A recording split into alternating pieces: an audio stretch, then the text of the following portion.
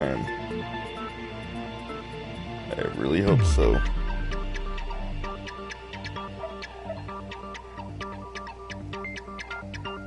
Whoever survives will be treated to a fancy lunch. Guess what? Rabbit curry is on the menu. Ew. Huh? I'm not the main ingredient, right?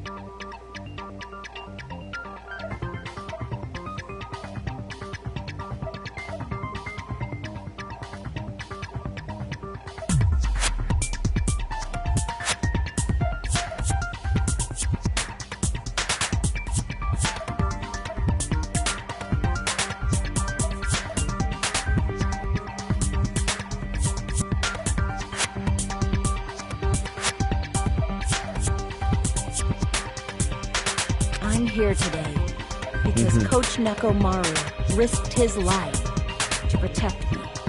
And you're kind of forced to be here. I'm gonna be the one who avenges him. I'll definitely find out who the killer is. I'm definitely not tempted by curry. Got it? Akane, you seem to have an impressive amount of drool flowing from your mouth. Hey, why don't we try going over the incident? We weren't able to leave Strawberry House, so I want to make sure we get a detailed understanding. Good idea. I discovered Nekomaru's body a little before 7 a.m. Yeah. I headed over to Grape Tower for Monokuma Taichi and found the body there. So did I. Hajime and Chiaki were also with me. Hajime was with Miss Sonia and Chiaki that early in the morning? Don't tell me you three were together since last night! No. Imbecile! I am not some woman with flexible legs. Whoa. Of course you're not. You're much classier than that. With legs like those, I could probably do the splits real easy. That's creepy. We just happened to run into each other on the first floor of Grape House. We went to the tower together. And then, the three of us discovered Nekomaru's body. The body discovery announcement was made soon after. Akane heard that and rushed over. We heard the body discovery announcement too, from Strawberry House, obviously. Yeah, don't say. As I recall, we found out the elevator was out of order, which left us stuck. So we decided to go to the tower for the time being and headed for Strawberry Hall. But someone even broke Strawberry Hall's door button. We couldn't go anywhere because of that. Thinking we should at least find some method to communicate, we set our sights on the lounge telephone. Makes sense. Forget these boring intros. Let's talk about the killer. Anyway, it's definitely someone from Strawberry House. How can you tell? What do you mean, definitely? There's no way a chick would kill someone That's so sexist. cruelly. So it must be one of you Strawberry Somehow. House dudes. It's sexist because women can kill people cruelly.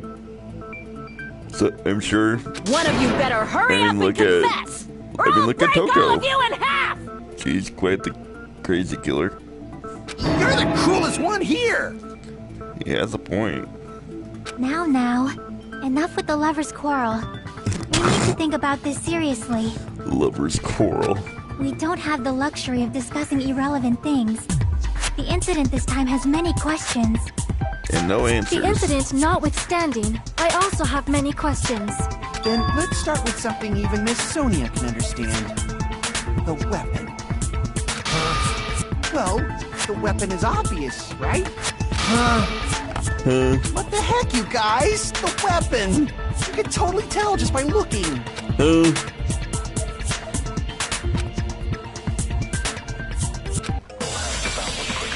Hello, person. What is up?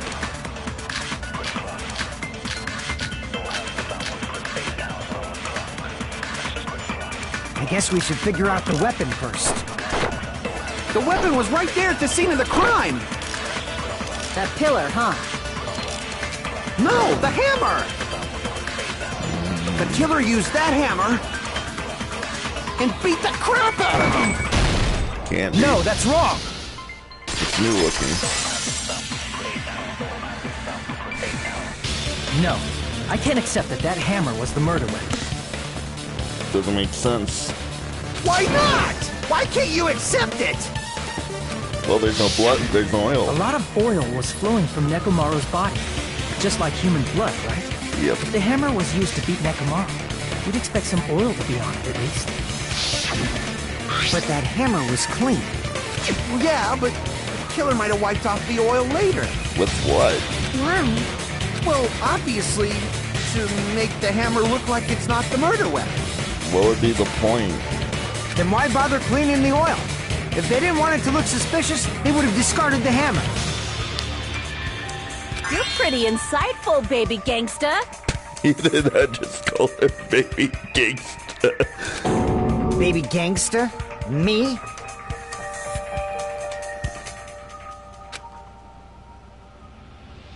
Just so you all know, I was trying to test you guys.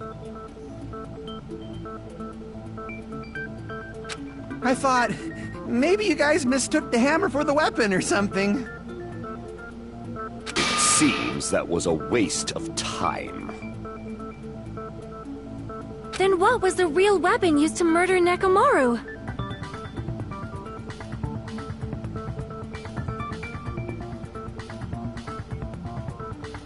That's the problem. There wasn't anything else at the crime scene that looked like a potential weapon.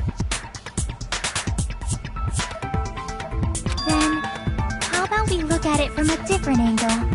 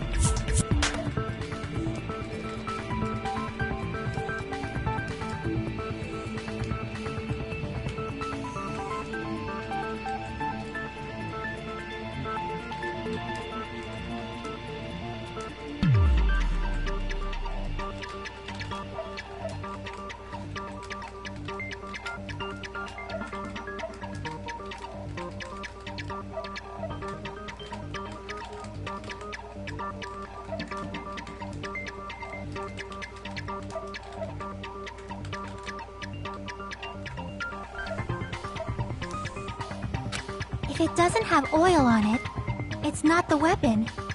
So whatever has oil on it must be the weapon, right?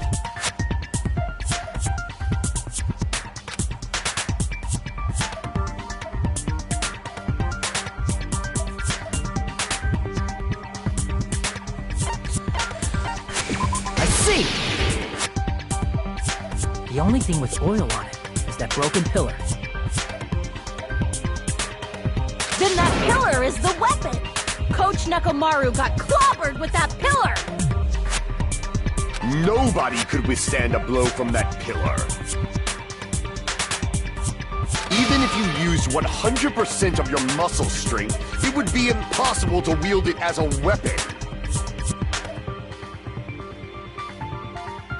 Why? We tried to move it, right? It's extremely heavy. Yeah, that pillar was pretty frickin' heavy. But there's one dude who could have lifted that pillar. It'd be Nekomaru. Huh? Who are you talking about? Coach Nekomaru's robot body! With that dude's super strength, lifting a pillar would be real easy. But why would he? So, he lifted the pillar, and then what? Did he use it to beat himself?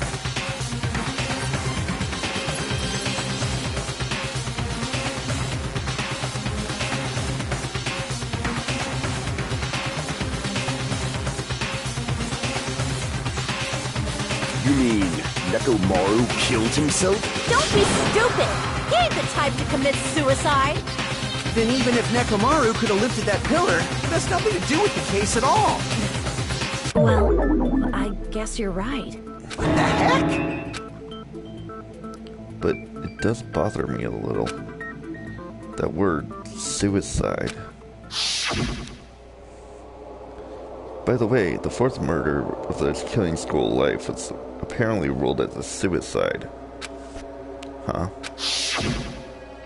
No, that shouldn't matter. There's no way Nekomaru would commit suicide. But that's a problem. If it's not the pillar, then there's no other weapon we can think of. There may be a way to use the pillar as a weapon without lifting it.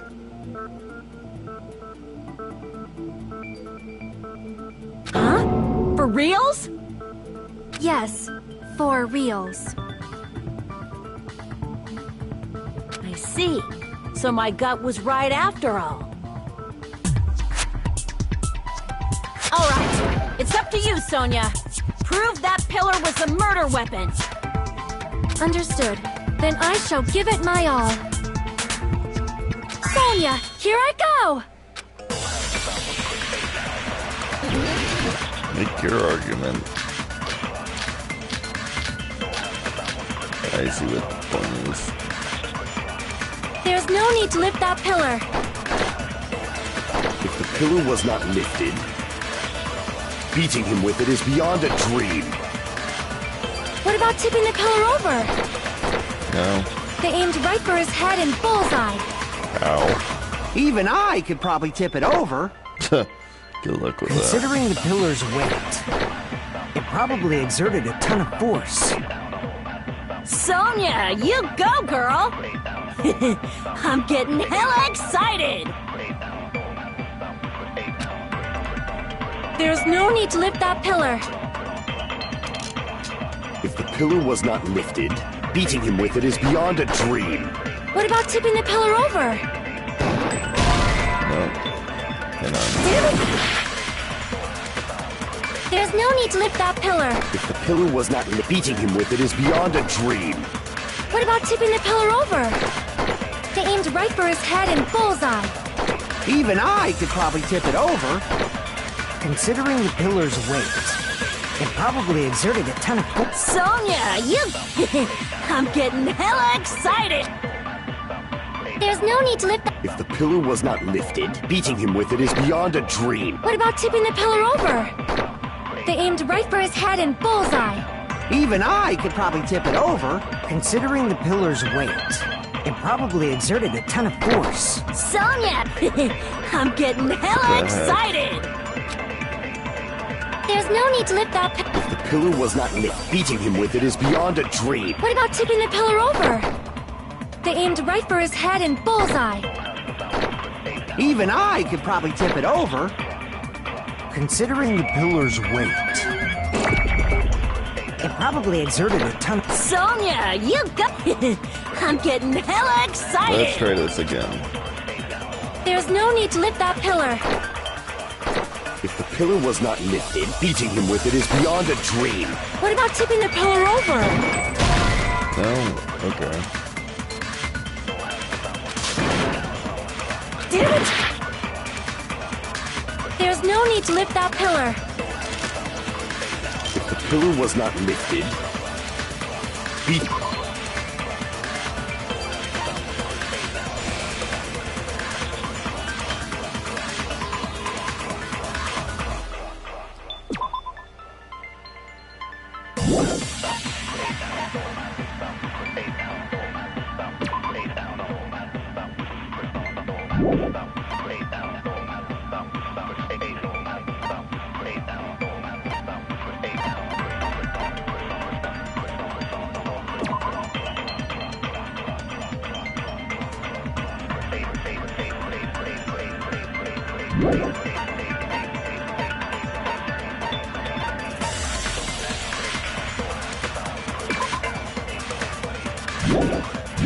Beating him with it is beyond a dream.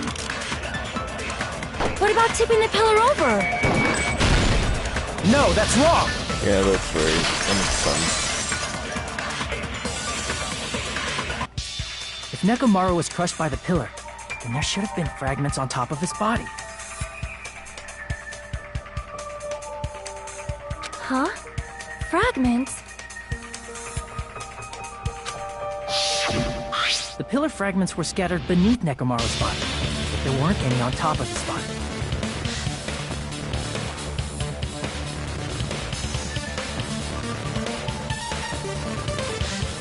If the pillar had been tipped over and crushed, the fragments should have been on top of his body instead. I briefly considered that too, but it's probably not what happened. I see. That was entirely My bad. If they didn't tip it over, then how did the killer murder Nekomaru with that pillar? How much longer are you gonna focus on the pillar? Just let it go already. Let it go. Let it go. I can't hold it back anymore. There's no way I can let it go. I'm positive that Nekomaru was killed by that pillar. It would make sense considering the oil stain. Why are you so certain about that? I just have a feeling. A feeling, huh? Got a That's just your feeling. instincts. But we can't say for sure that instinct is wrong, can we? No, we can't. Huh? There's another way to use that pillar to kill. You guys just haven't noticed it. Is that true? Then I shall ask you, what way is that? You guys, the same as usual. You're unable to clear a path to the future with your own powers, so you just stand there and falter. What a waste of talent. And you all intend to fight the Future Foundation? You make me laugh. What did you say? Regardless, it's not like I want to die with the rest of you. So I guess I should lend a hand. Pray tell. Hey, Nagito.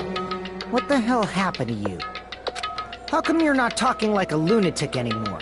He remembered. I've learned a valuable lesson. Ignorance is by far the greatest shame. What do you mean? Who cares? Just tell us how the pillar was used to kill. Well, first of all, the pillar itself is not enough. Right. But when combined with a specific item, there's a way it could be possible. A specific item? Of course, the ultimate weapon. Ultimate weapon? Isn't that the thing you get when you clear the final dead room? So, Nagito knows what the ultimate weapon is? Yep. Of course I know. But I'm pretty sure everyone else has seen it, you know? We've seen it?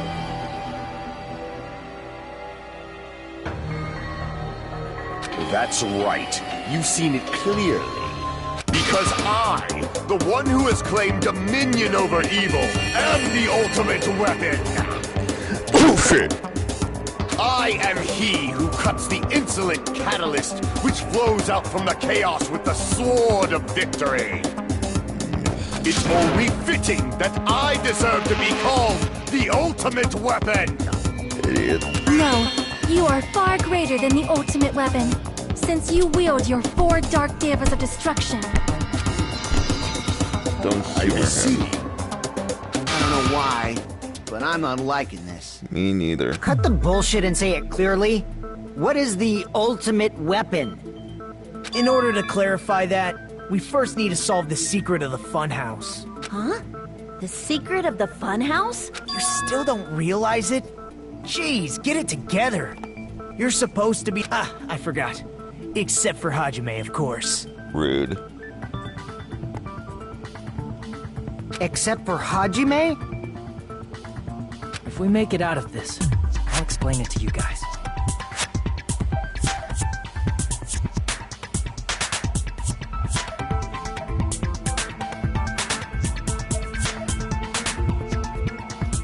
Anyway, we must first clarify the secret of the funhouse, right?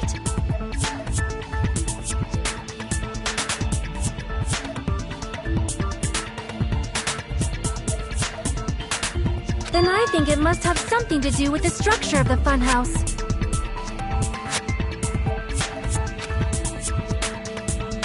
Strawberry House leads to Strawberry Tower, and Grape House leads to Grape Tower. But in actuality, they are both the same building, and both houses are linked to the central tower. But are they? It is undeniable that such a sweet building structure is the secret of the funhouse. Man, not only does that make perfect sense, It doesn't. but Miss Sonia's beautiful voice is just so soothing.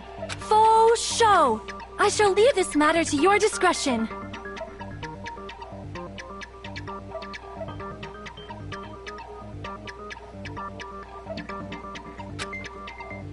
The two houses are connected to the tower in the middle.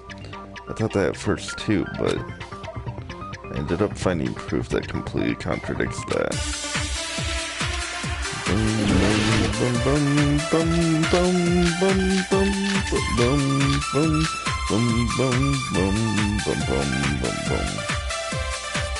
In truth,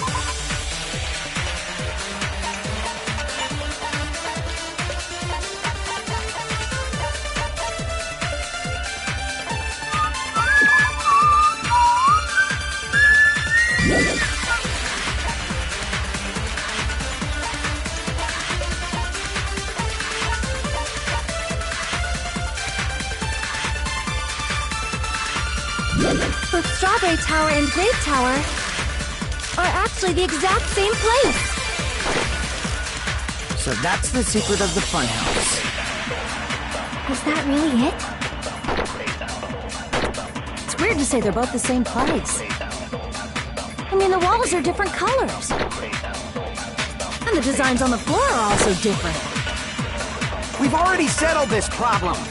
Give it 10 years before you argue with Miss Sonia.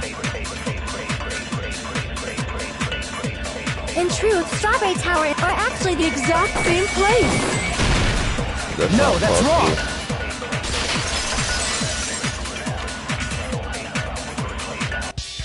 Both of those towers, are they really the same place? Why are you asking that now? Hajime, I won't tolerate any sort of rebellion. I mean, doesn't it seem strange? When we went to Great Tower from Great Hall, Nekomaru's body was in front of the door to Strawberry Hall.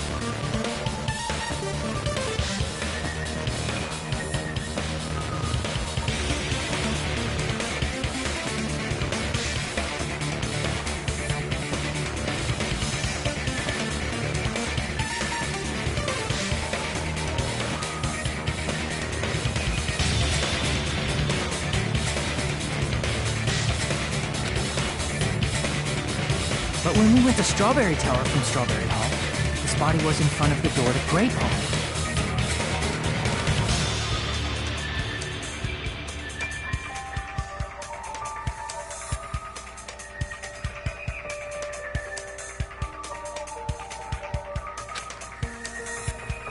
It's probably some kind of trick, like the floor rotating 180 degrees or something.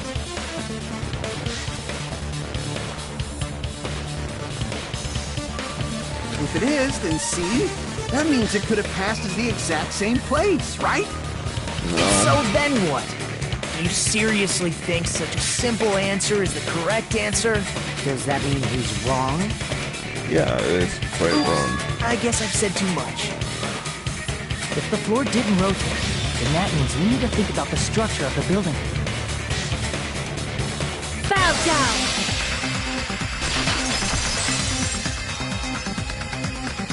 Then how about this? Somebody moved Nekomaru's body.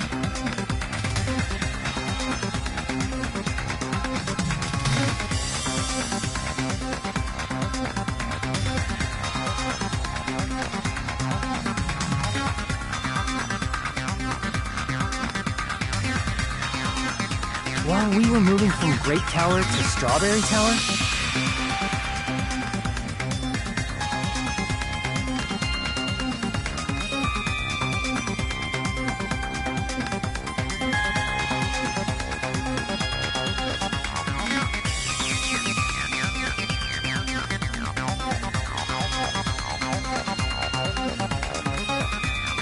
But we should have all been together during that time. Even if they tried to move the body inside the tower.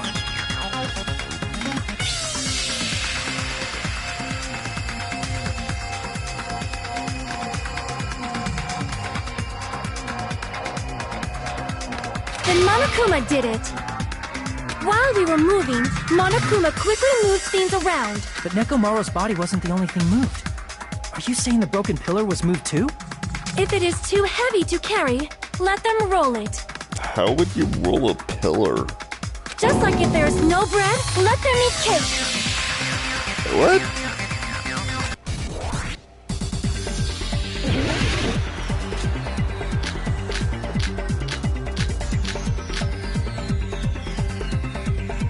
There are many different ways. The body and the pillar could have been moved. The pillar pillar could have been rolled, and Nekomaru could have been moved piece by piece. I decree it was Monokuma's doing. Moving the body and the pillar in such a short time. That might be hard even for Monokuma, don't you think?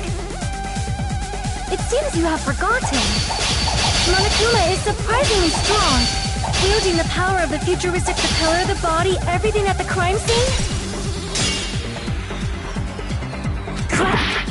It seems you have forgotten. Monokuma is surprisingly strong. Wielding the power of the pillar, the body, everything at the crime scene? It seems you have forgotten. Monokuma is surprisingly strong. Wielding the power of the pillar, the body, he could have moved it all easy as pie.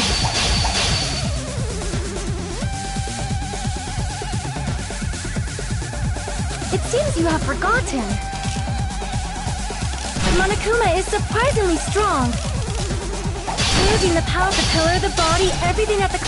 Allow me to cut through those words! That wouldn't work. There's oil on the floor. How do you get oil over there?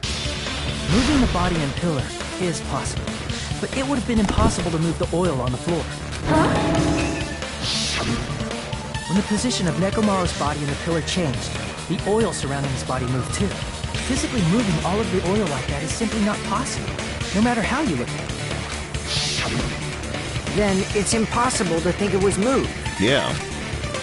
I am terribly sorry. I cannot believe I got so fired up. It's all right. A fired-up Miss Sonia is awesome to watch. So what really happened? Does that mean the two towers aren't the same building? We can't be certain of that either. Not when the experiment involving the handbook I left on the tower floor was a complete success. Yeah, the E-handbook was still there. That's why we thought the two towers were the same building. If they're not the same building, or two different buildings, then what are they?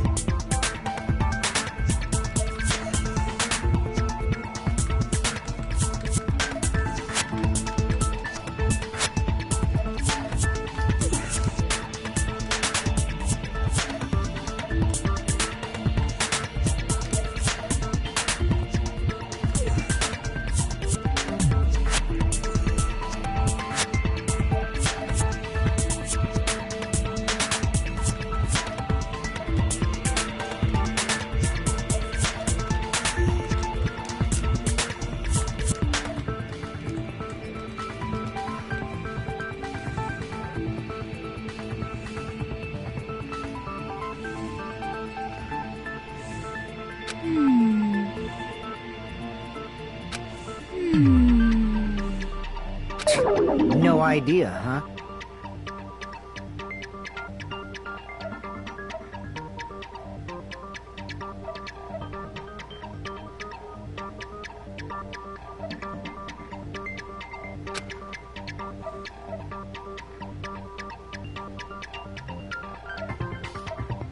Mystery ties into the secret of the funhouse. But we don't have enough clues to solve that mystery. Then the only thing we can do is rely on the one person who has those clues. Hey, Nagito. I thought it would come to this.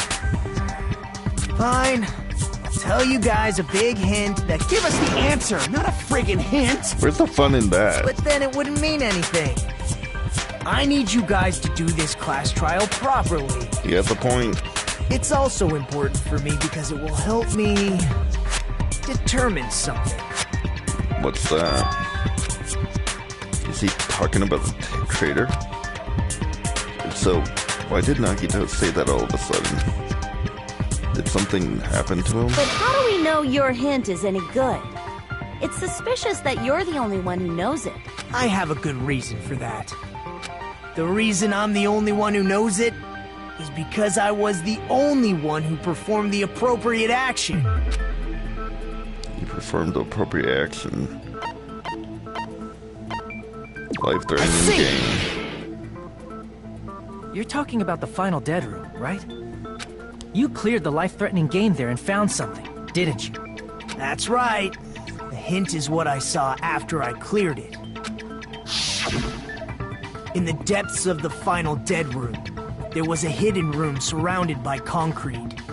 And there, a small conspicuous window waited, all by itself. From that window, I saw some very strange scenery. Strange scenery? Instead of explaining it, it might be faster just to show you. At an opportune time, I found a perfect camera in the final dead room. You took a picture? Yep. Nagito grinned creepily as he retrieved a small digital camera from his inner pocket. See? This is it. And as he said that, he showed a peculiar picture.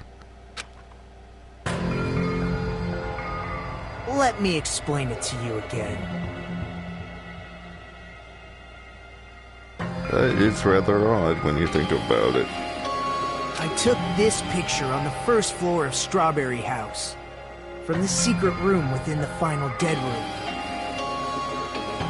But don't you think it's weird? Yeah. If the funhouse's structure is what you guys have been thinking, then there's lots of things that don't make sense in this picture, right? Right. Lots of things that shouldn't make sense in this picture. Then let's begin. Shall I call it thinking time?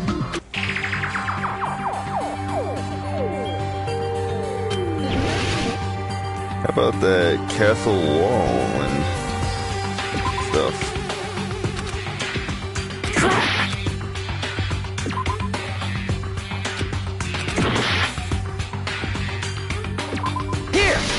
It's the sky. If the structure of the funhouse is what we thought it was, Grape House and Strawberry House should link to the tower in the middle. Yeah. Which means, if you're viewing the tower from Strawberry House, you should see Grape House behind you. But where in is this photo, I don't see anything behind the tower. No shadow, no shape, no Grape House at all. Yeah, that makes sense. I see. And is that it? Nagito said there's a lot of things that don't make sense.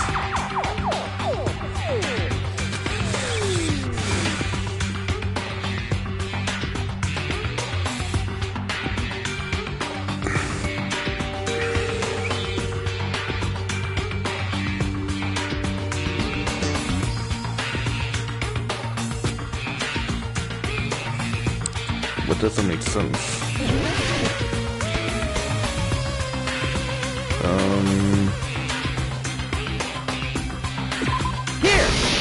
The trees.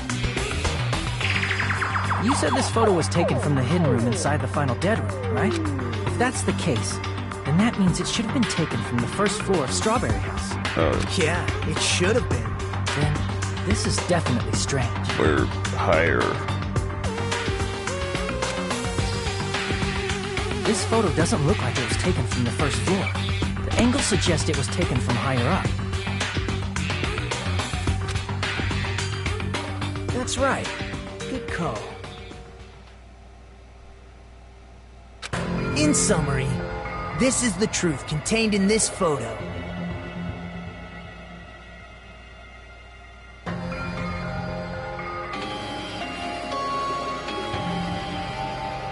The first floor of Strawberry House is located in a high area, and Grape House is not behind the tower. It's not? Are you saying that Grape House is merely an illusion spell cast by Monokuma's cursed eye? That doesn't even make sense. From this point on, do your own thinking. Now that you've finally met the same requirements as me, if you guys are truly symbols of hope, you can easily solve a simple mystery like this. It might be possible for Hajime to solve it too. Though he's just a normal high school student. Despite the fact that you don't have a real talent, you already know about the other clue. The other clue? Is he talking about the one time? The fact that the elevator went 180 degrees. Oh, he just teleported. Nagito. Why are you here? Because I showed up. You showed up. How did you come here? Maybe I teleported. You're referring to when you suddenly appeared on the second floor of Grape House, right? I'm asking you just to be safe. At the time, where do you think I came from? The top floor. Such sharp eyes. So you realized it already? Top floor. So the third floor? But the Monokuma archive should be the only room on the third floor of Grape House. No. What does it mean?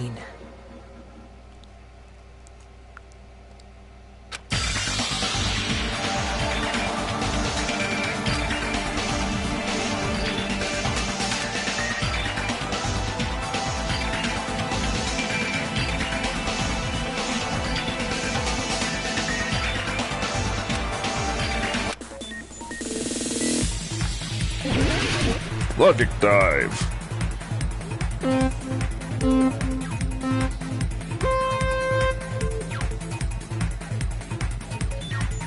My favorite segments and no one ever. At least I never said it. I don't know if anyone has ever not said it. Who knows? It could be someone's.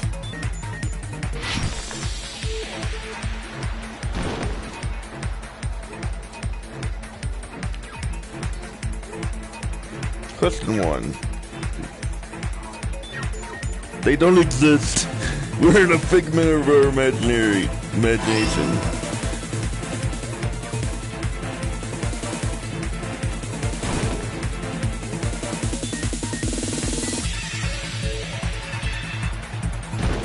Oh, come on.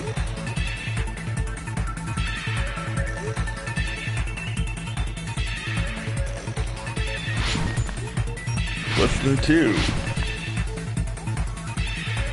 Are Strawberry House in the same building? They're the same building.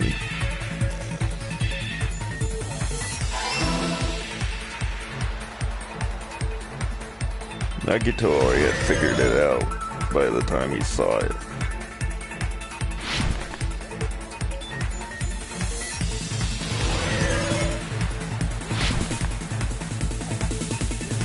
Question 3. Vertically. That's how the elevator works. Ding ding ding.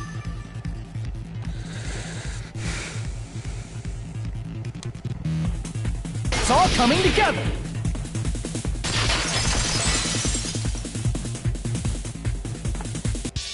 Got it. I know the secret of the funhouse. Then let me hear it. What kind of answer will you give, I wonder? In the picture Nagito took from Strawberry House, I didn't see Grape House at all. So where did Grape House go? There is only one possibility. It was in a position where it couldn't be seen from Strawberry House. Which means Strawberry House and Grape House are in the same building, but on different floors. Same building, different floors? Then the two houses aren't two different 3-story buildings. Nope. They're actually one 6-story building? If you think about it like that, based on Nagito's picture, it's clear where Strawberry House is located.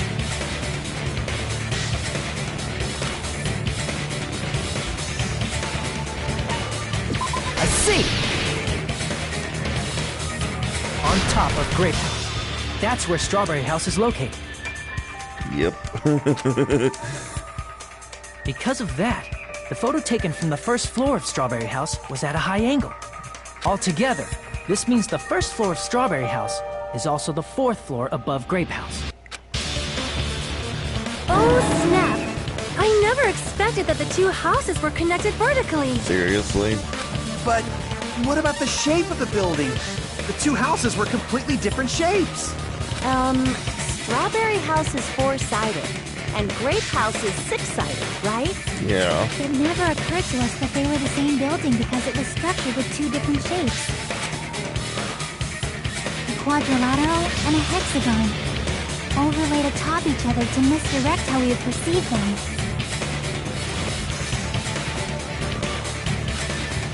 And it worked, didn't it? Disregarding the tower, we fully believe the two houses were two separate, distinct buildings.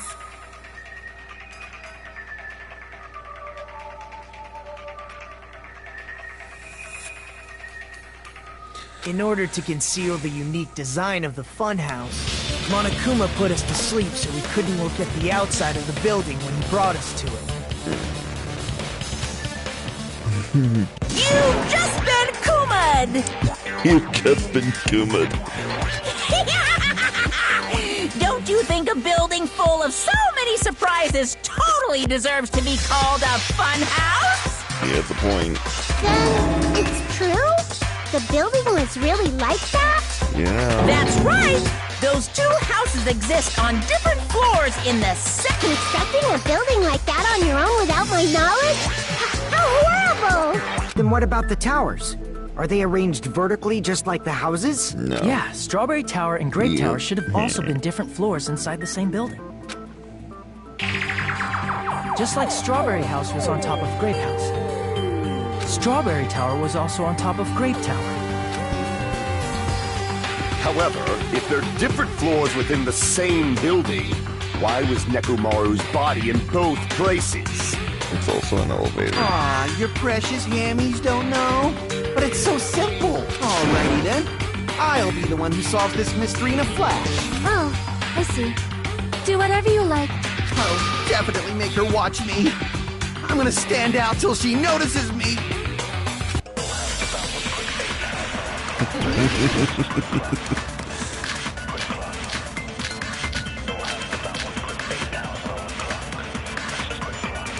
I'm gonna solve this mystery in a flash. Hurry up, dumbass! One of the bodies in one of the towers was actually a dummy. You mean a fake body? Nekomaru died with a mechanical body. It should be possible to construct a dummy from spare parts. You're magnificent, Gundam! No fair! You totally stole my spotlight! So which one was the fake body? Shut up! Just pick one of them!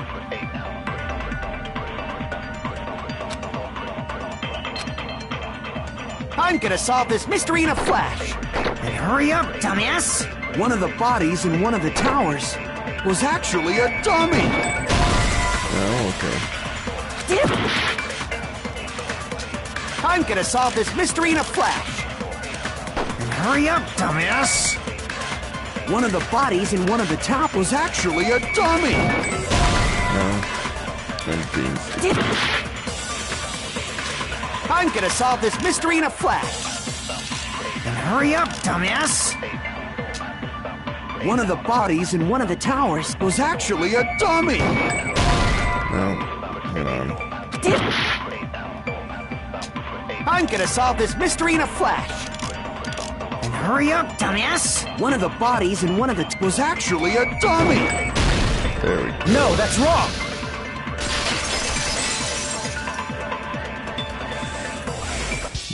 Nekomaru's body wasn't a dummy. That can be proven by Kazuichi's account. Me? Remember? When we moved from Grape Tower to Strawberry Tower, we thought the body had moved. And that's when you said... Not just that. The parts that I carefully arranged and I disassembled the body all moved too.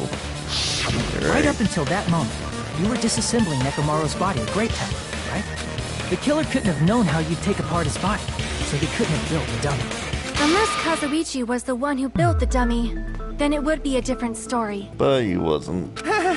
Miss Sonia, that's a pretty harsh joke.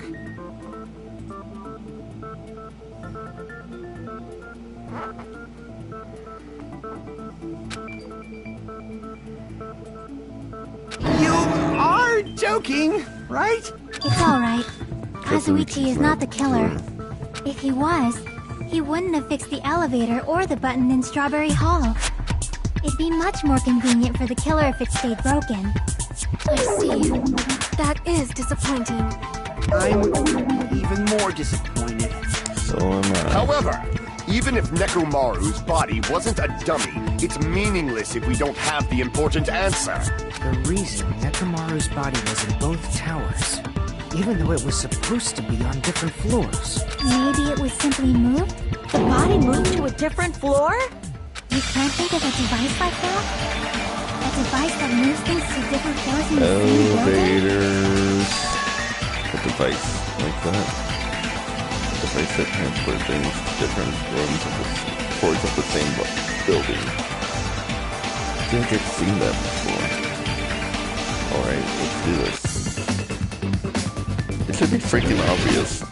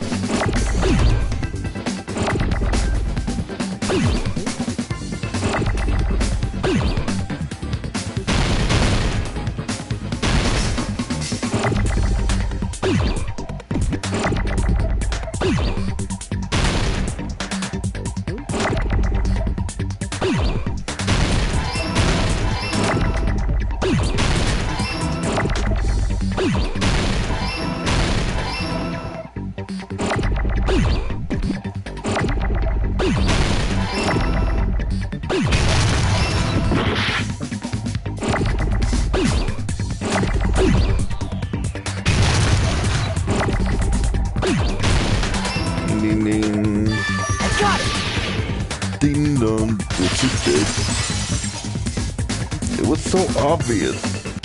You must be talking about an elevator. No! What? Are you saying Nekomaru's body was transported using an elevator? Where the hell is this elevator anyway? It's the tower. It's the tower itself. The inside of the tower is one big elevator. Which means the tower was designed so that the whole room goes up and down like an elevator.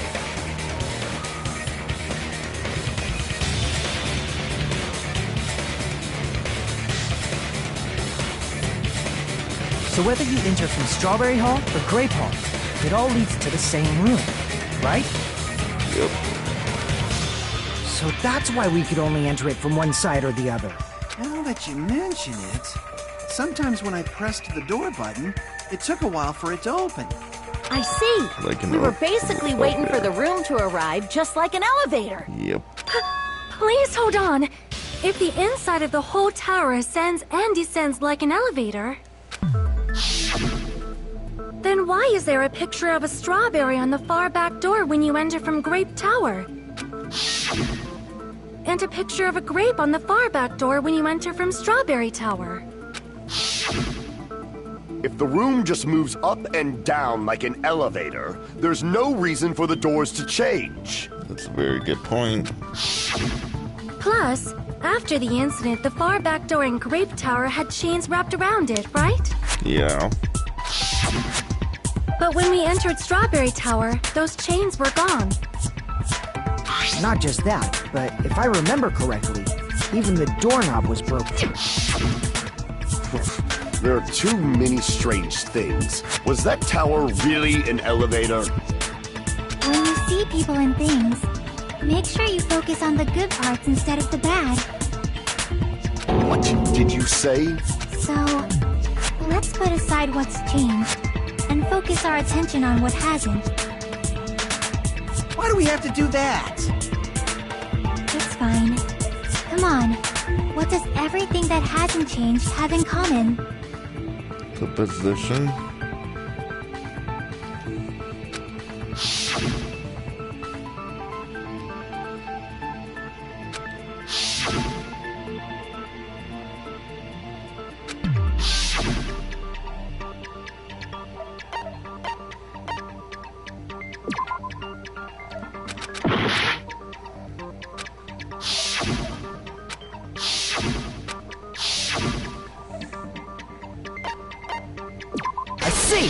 They were all on the floor. Is it safe to say that all the items on the floor didn't change? And why did the picture on the far back door change? If you can figure that out, you'll have the answer. The reason is because that elevator has something unique about it. The circle. Okay.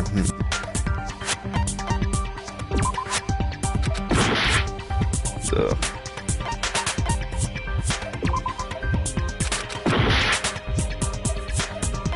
Only the floor. I see! I'm a dumbass. So that's it.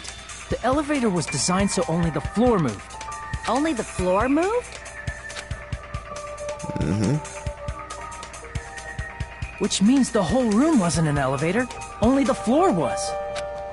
Yep. That's why we saw different doors in each tower.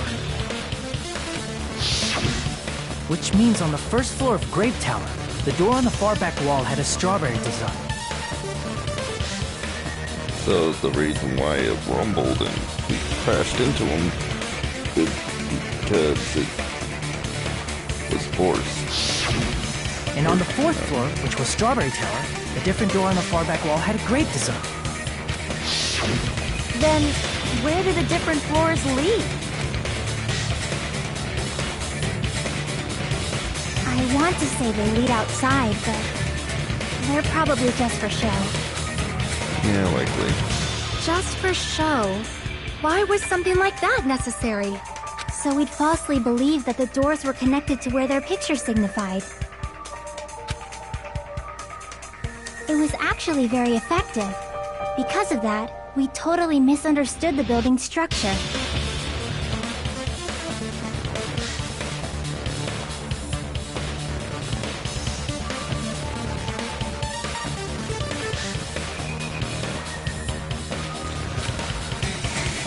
I don't get it. But I guess it means whoever designed this building had a totally twisted personality. Did you hear that, mon ami? Don't blame this on me. Take responsibility for yourself. Then I'll take responsibility and gently caress you. There's no way that's gonna happen. Stop with the tasteless jokes. By the way, what does the chain on the far back door in Grape Tower mean? It was a test to see if it actually would make sense. It was probably wrapped there by the killer to keep us as far from Strawberry Tower as possible. Or... Why?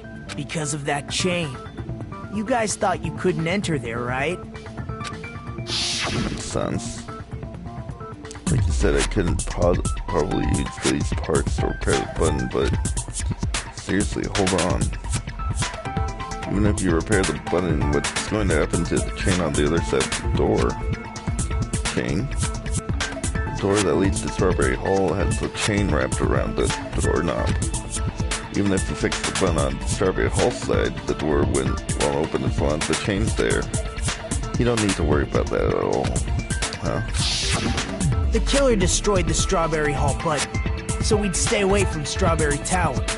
Everything was done to tamper with the evidence, so we wouldn't find out about the secret of the funhouse. Right. The appearance of a body in the tower would contradict what we thought we knew about the building. In that situation, if we'd gone to Strawberry Tower, we'd have seen that contradiction firsthand.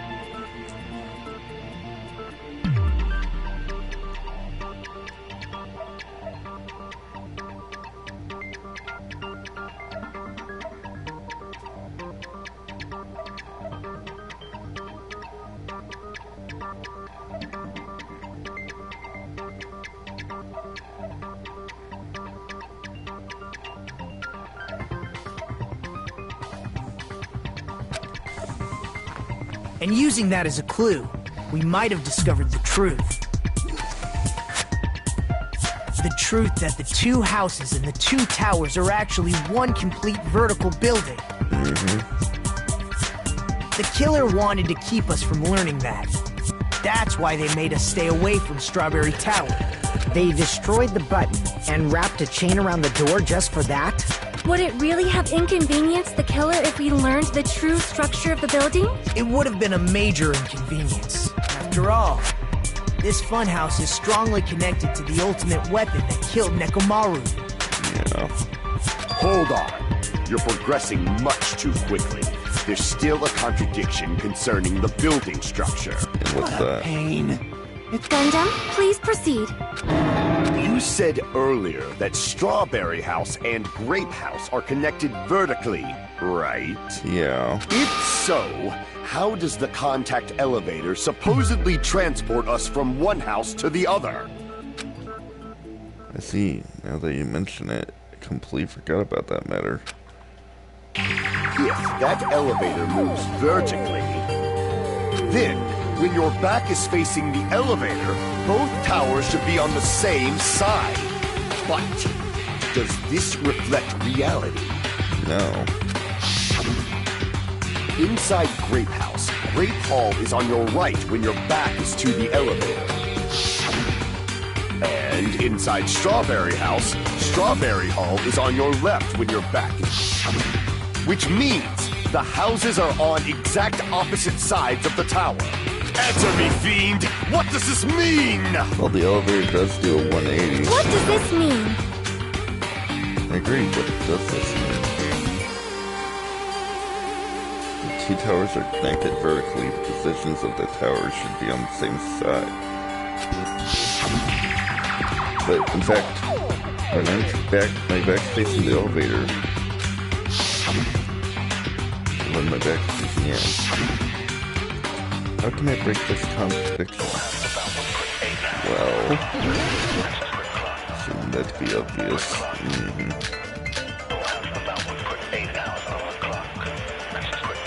If the two...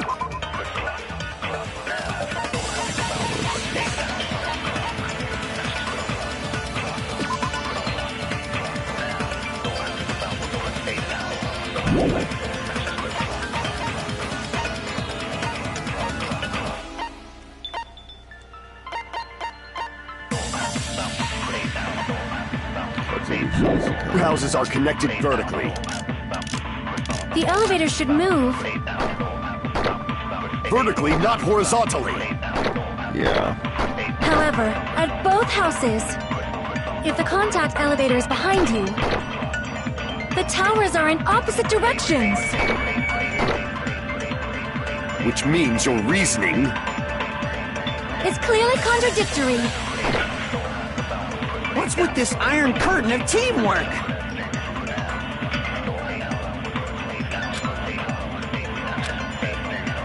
If the two houses are connected... The elevator should move.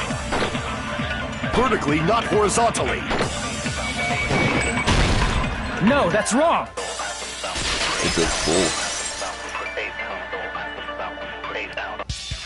The elevator wasn't just moving vertically. Isn't that right, Kazuichi? Huh? Me? Come on. You used the elevator while you were holding that compass Nagito gave you, right? Oh, that. Yeah, it was pretty strange. From start to finish, somehow the compass needle rotated 180 degrees. Rotated 180 degrees? Meaning, as the elevator moved between the two houses, it also rotated 180 degrees. It was probably following the building's perimeter as it rotated to the other side. Which means the exit would be on the opposite side once you arrived at the other house, right? Correct. And thanks to that, the tower we saw on our right side when we arrived at Grape House appeared on our left side when we were at Strawberry House. An elevator that rotates while it moves. Is that even possible? It's like something from an amusement park. Well, we are in an amusement park. Well, a funhouse is an amusement park attraction, you know. And since the building doesn't really need to be structurally practical, it makes for some splendid fun. That's not splendid at all. You're inhuman. You say I'm inhuman, but I'm just a bear. So I was never human to begin with. I'm different from these lowly humans. So we're done with the secret of the funhouse, right? Then let's start talking about the important stuff. What's the ultimate weapon that killed Nekomaru? And how'd they combine it with the pillar? Huh? You still don't know what the ultimate weapon is yet? It's what I found at the Octagon, you know. What is the Octagon? I haven't heard about that yet. Oh can't believe I have to explain that now. As long as you know what an octagon means, you can solve this simple mystery easily. What an octagon means? An 8-sided shape. I see! If I recall, an octagon is a shape with 8 sides, right? Yep. I didn't expect you to know that. For a substitute reserve course student, you're quite knowledgeable. I guess I should continue listening. Where is the place befitting of the name Octagon? The place befitting the name Octagon is probably...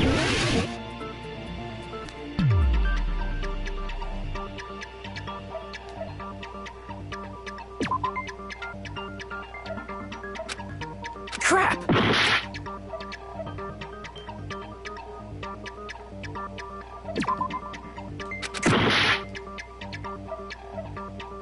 Here! You're talking about the secret room surrounded by concrete in the depths of the final dead room. Why is that place the Octagon? You know how the 4-sided strawberry house is on top of the 6-sided grape house? Yeah. If you cut a 4-sided shape out of a 6-sided one, you get 8 edges. It becomes an 8-sided shape. That's basically the gist of it.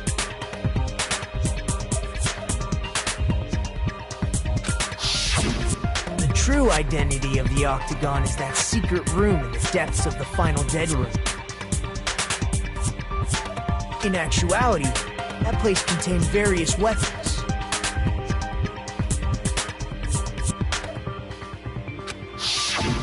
Then the ultimate weapon was there too? That's a little different. I learned the true identity of the ultimate weapon at the Octagon. Learned? The true identity of the ultimate weapon is the Funhouse. Which means the killer used the building structure as their weapon and killed Nekomaru. Like me, the killer probably realized the secret of the funhouse from the scenery, and then thought of a way to kill making use of the building structure. The funhouse itself is the weapon, so they killed using the building structure? That's why the killer tried to keep us from learning the mystery of the building. But more importantly, using the building itself as a weapon? It truly deserves to be called the ultimate weapon!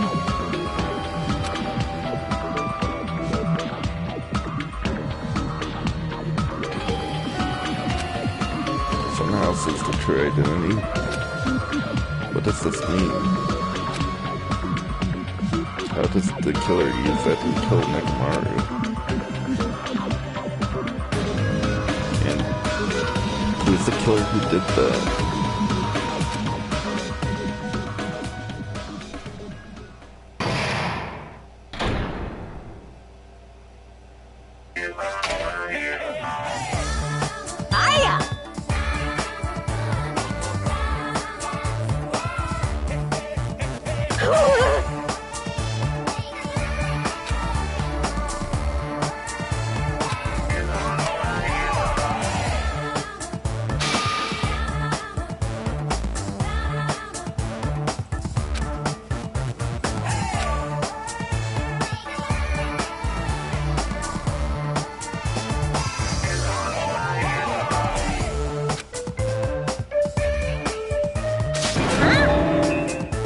Okay, everyone, all together now!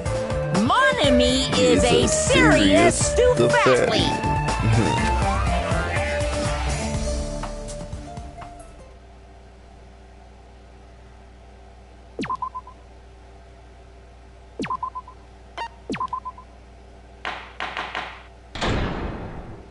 Okay.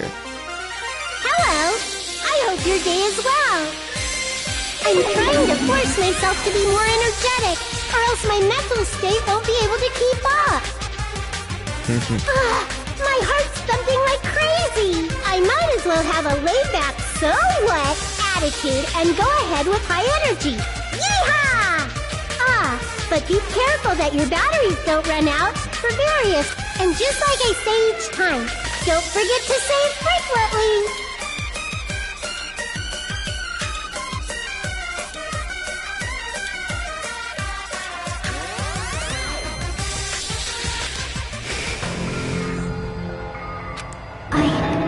I never expected. Oh well, let's just press on ahead. Jackie.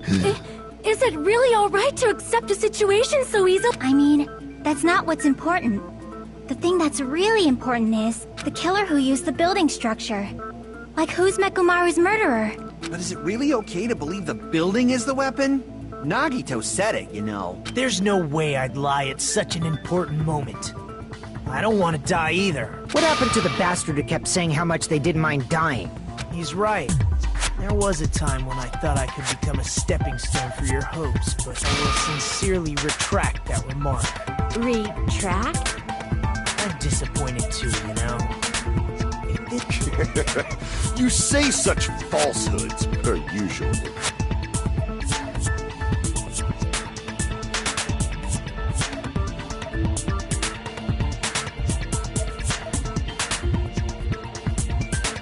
There is no such thing as murder for the sake of hope.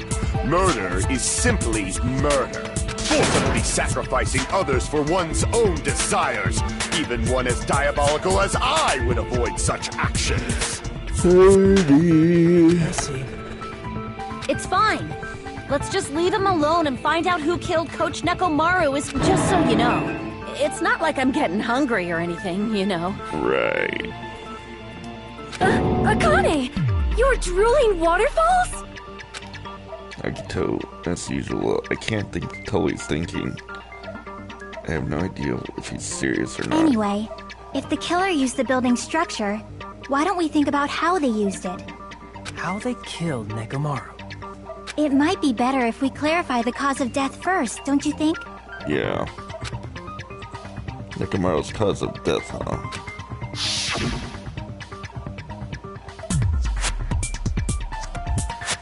He was horribly damaged, as if he was being senseless. But if he was being bit with a blunt object, it wouldn't be a kill that utilized the building structure. So, what was his cause of death?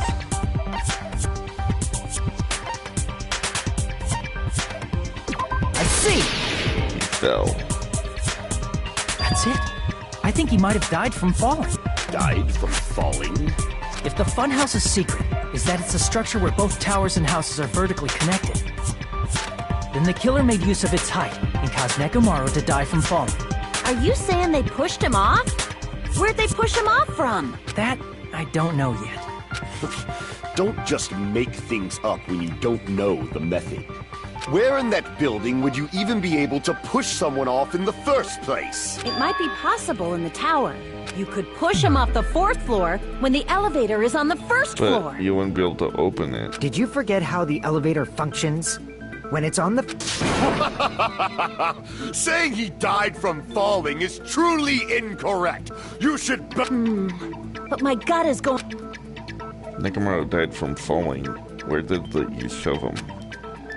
Going to reach the truth behind this incident, I need to solve that mystery.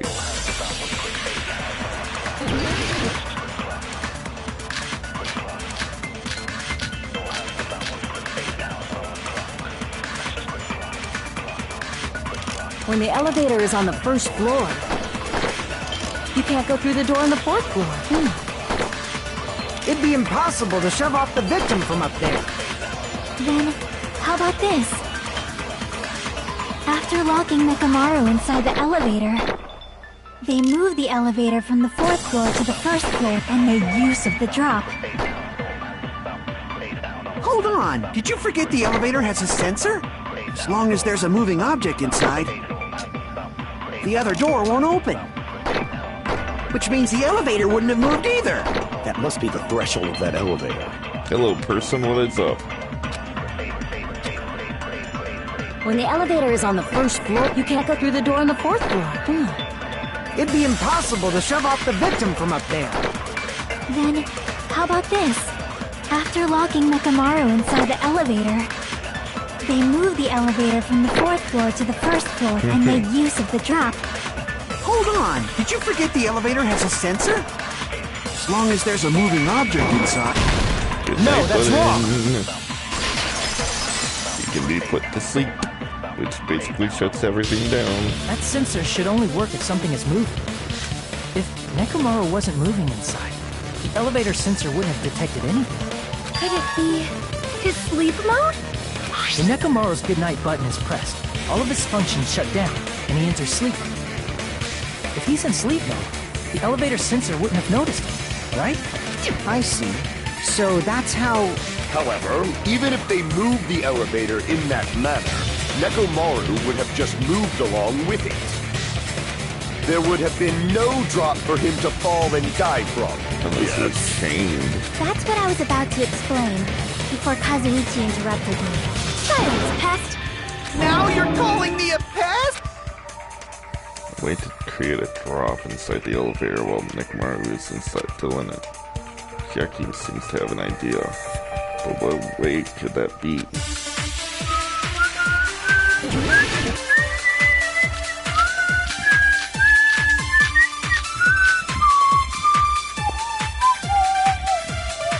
If you arrange it a certain way, you can cause the drop within the elevator. So you're telling us all to think about the arrangement, right? That arrangement is... The hammer is suspicious. Isn't it about time we went over the pillar again? What about the oil on the floor? The doorknob on the floor seems suspicious. How about we all shut up and listen to what Chiaki has to say? Silence, pest! Don't be so cold. What if I start to enjoy it?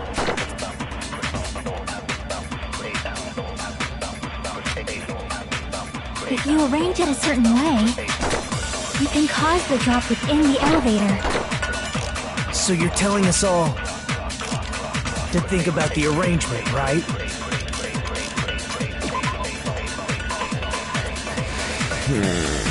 How to go about this?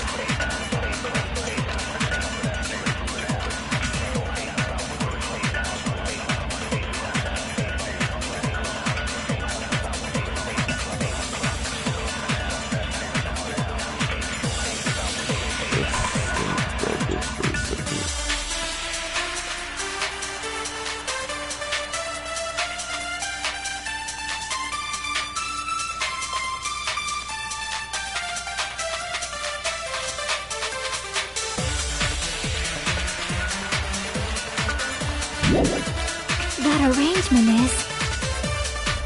The hammer is suspicious. Isn't it about time we went over the pillar again? What about the oil on the floor? The doorknob on the floor seems suspicious. I agree with that.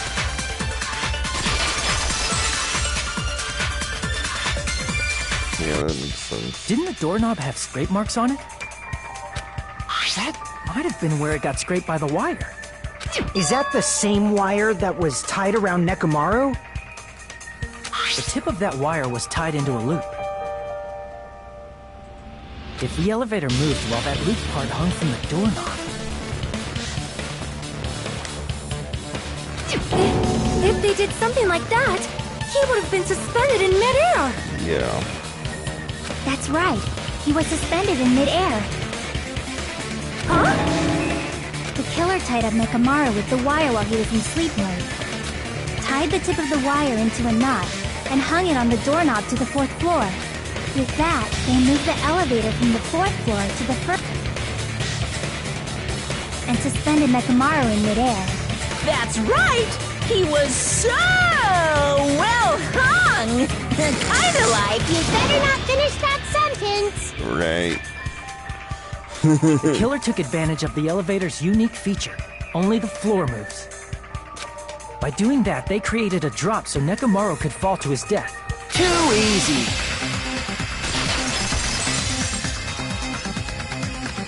So what if they created a drop? There's no way you can make him fall and die with just that. Why? If Nekomaru is suspended in midair like that, then how do you get him to fall? Because if he's suspended in midair, he won't die if he doesn't actually fall. No.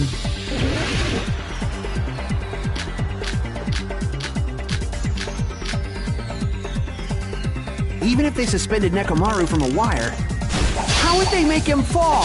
There's no one in the tower to push him off. There's no way they could do that. I can't back down!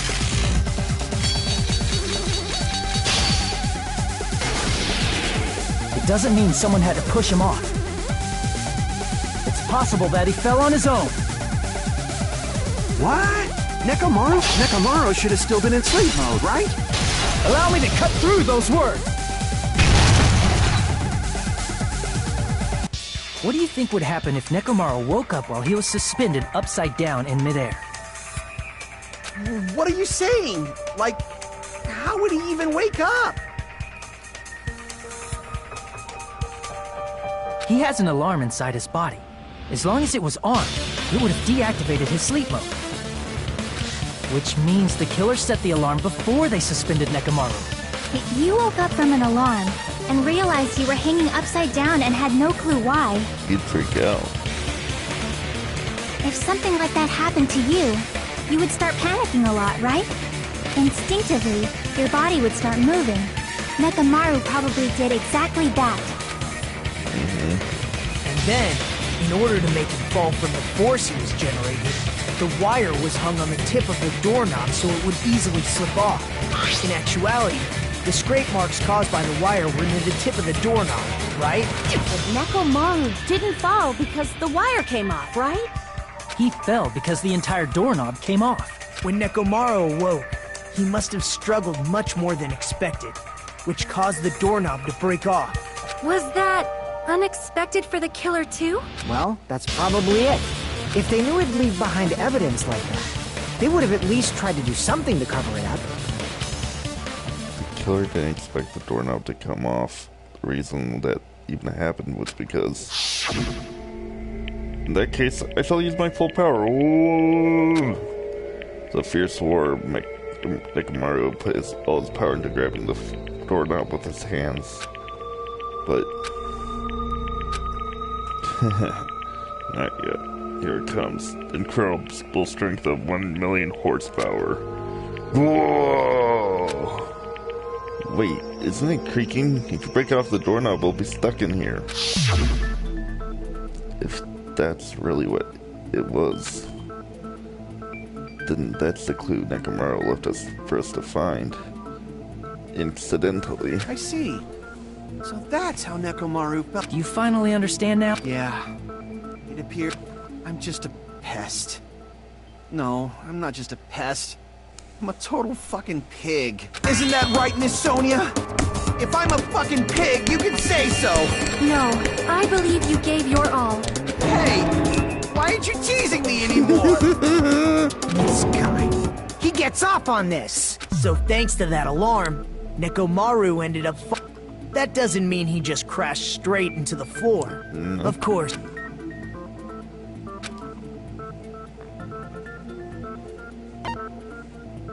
I see! When Nekomaru fell to the floor, he ended up colliding with the pillar. Isn't that it? Yep. Finally, the pillar! So that's how the pillar shattered, and why oil was spilled all over the... See, I told you the pillar was the weapon. Well, the pillar was a bonus. It's not even clear if the... At this point, it is quite difficult to find a clue that will lead to the killer. Then what about the alarm? I'm positive the alarm was set for 7:30 a.m. And if we map it out from there... Hold on, baby gangsta. Stop calling me baby gangsta! What'd you just say? Did you say the alarm was set for 7:30 a.m.? You didn't check it yourself? Nekomaru's alarm was set for 7:30 a.m. Nah, that's impossible. because even though I slept in a little, I still got to the tower at 7 in the morning. Now that you mention it, so did I. There was no way I could be late for Monokuma Tai Chi, so I left for Grape Tower before 7 a.m. And if we found Nekomaru's body there, it would have been before the 7:30 a.m. alarm went off. It appears yet another contradiction has been birthed. How were you able to discover Nekomaru died at 7:30 a.m. when you went to the tower at 7? That's what I want to know! Another mystery I don't understand. Seriously, it's just one after another. But you can't choke it up at a time like this. Just a little more and I'll be able to reach the truth. There should definitely be a clue.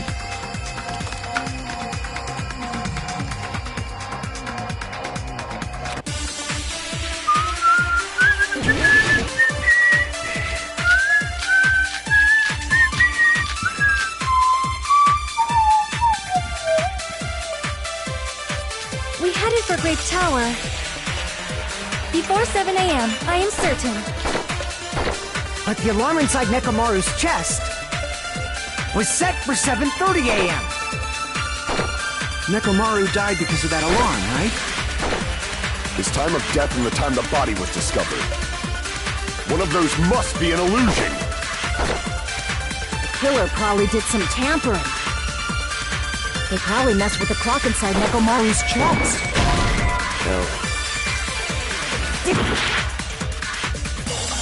We headed for Grape before 7 a.m., I am certain. But the alarm inside Nekomaru's was set for 7:30 a.m.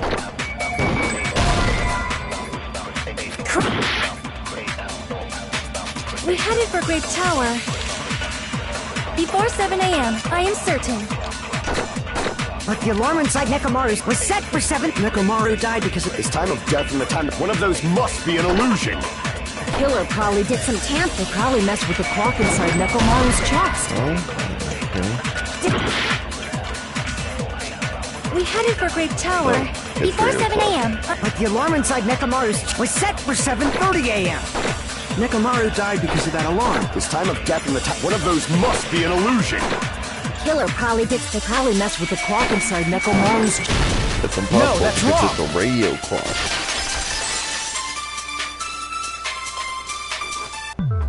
No, the clock inside his chest was a radio clock, so it would have been impossible to mess with.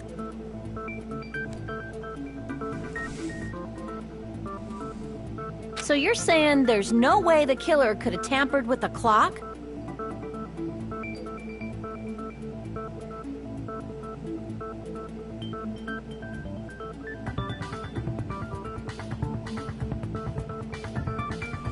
Maybe the clock Miss Sonia saw was the one that got tampered with. The clock inside Grape House? No, I checked all the... Oh, that's what I asked you to do. So you really listened to me and checked all the clocks. And because of that, I can confidently declare... If there's no possibility that the... Please believe me, we are... Then maybe it's a misunderstanding. I never misunderstand. I'll crush you into dog... Time-related contradiction. I don't think they should doubt the testimonies. They should doubt the clock. It's no mistake that something that was done, but what was it?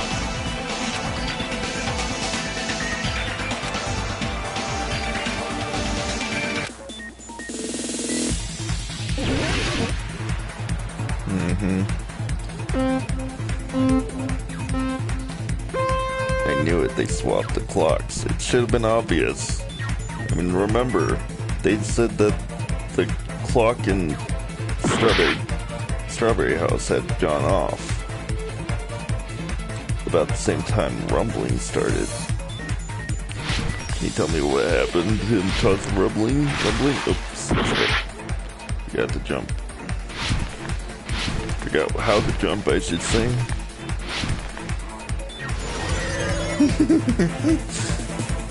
Question 1.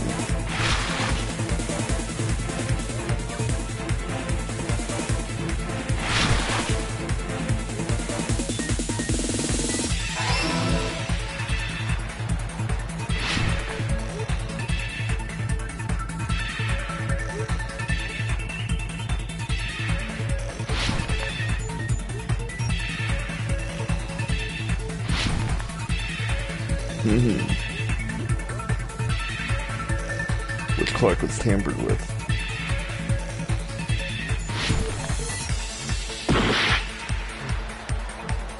Both.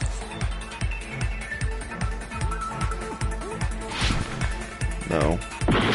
It's the building clocks.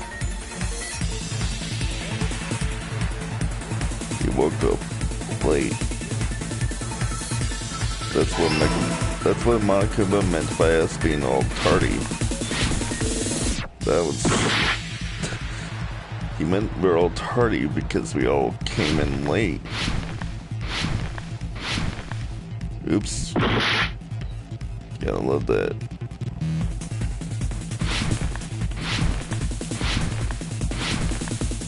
I should have just done it like that. They all came in late because we thought it was 7. In reality, it was 7:30.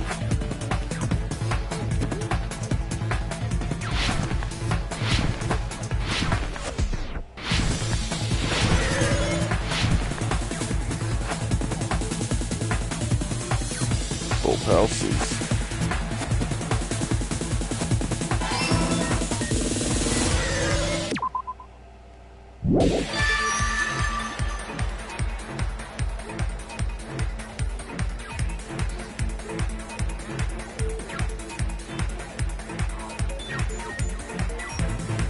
It's all coming together!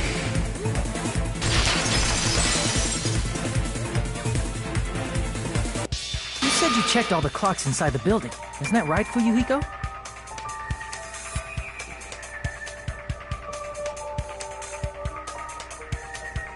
Yeah, none of the clocks had the wrong time. But what if all those clocks have been messed with? What? All the clocks?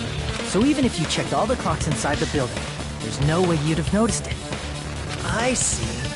So the killer messed with the time inside the whole building by changing all the clocks. So that's what it was. There's no way. This is truly... Now's not the time to be pleased. More importantly, how much was the time off? I'd say about an hour.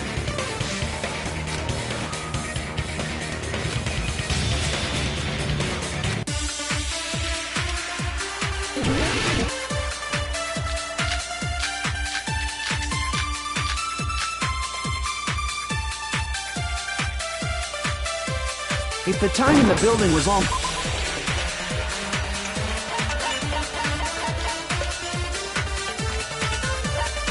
2 hours, actually. messed up, then we can only rely on Nekomaru's radio clock. The time of death. It's clearly 7:30 a.m. The problem is, what time would 7:30 be in our time? Are there any clues that can be used to... If only I heard the sound when you fell. It would have been a great clue. Or his scream. He's not the type to let out a... Only Nekomaru's alarm was loud enough.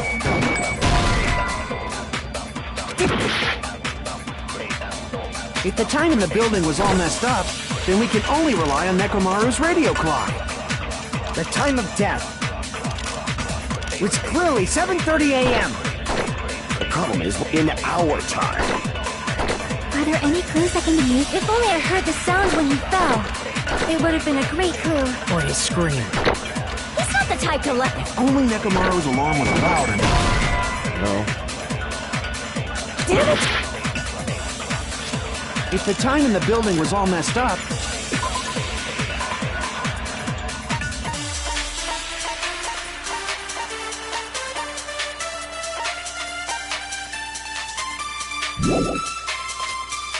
then we can only rely on Nekomaru's radio clock. The time of death. It's clearly 7:30 a.m. The problem is, what time would 7:30 be in our time? Are there any clues that can be used? If only I heard the sound when you fell. I agree with that.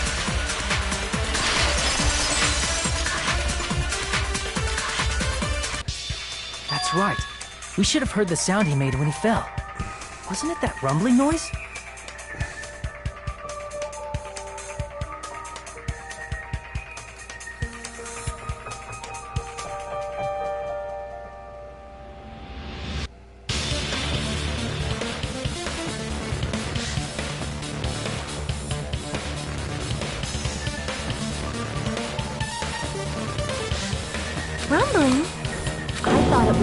earthquake, so I went back to sleep. Was that the sound from when Nekomaru fell? Yep. Well, a huge body fell from the 4th floor to the 1st, and it's obvious we'd hear the impact sound. We heard that noise too. It was when we were gathered at the What is it, sir? Oh, well. That sound everyone heard? I did not hear it at all. Huh? You probably didn't hear it because you were sleeping. I could not sleep at all. I was awake the whole night with hunger pangs. There's nothing to worry about. What's important is that rumbling noise anyway. If we use that rumbling sound as a reference, we might be able to figure... I heard that sound probably around 5:30 in the morning. Huh? You can tell. I instantly woke up and left my room. And that's when I saw the clock in the lounge. Excellent work, Akane! The rumbling sound was heard at 5:30. It's like the answer has come. I see! Nekomaru's alarm went off at 7:30. And if we heard the sound of his impact at 5:30, that means our time was off by 2 hours. 2 hours? That much? We were starving pretty badly. There's no way we would have noticed. Plus, the funhouse has no windows. And there weren't any Monokuma announcements either. However, for what reason did the killer alter? The reason is obvious. So they can lure out just Nekomaru.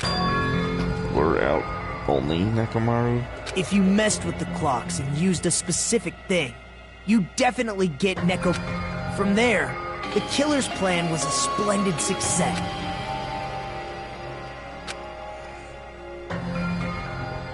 Monokuma Tai Chi. I see!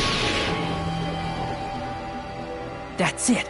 The killer made use of the Monokuma Tai Chi activity in the morning. How did they use it? We were required to go to Great Tower every morning at 7 a.m. for that activity, right? But if they mess with all the clocks inside...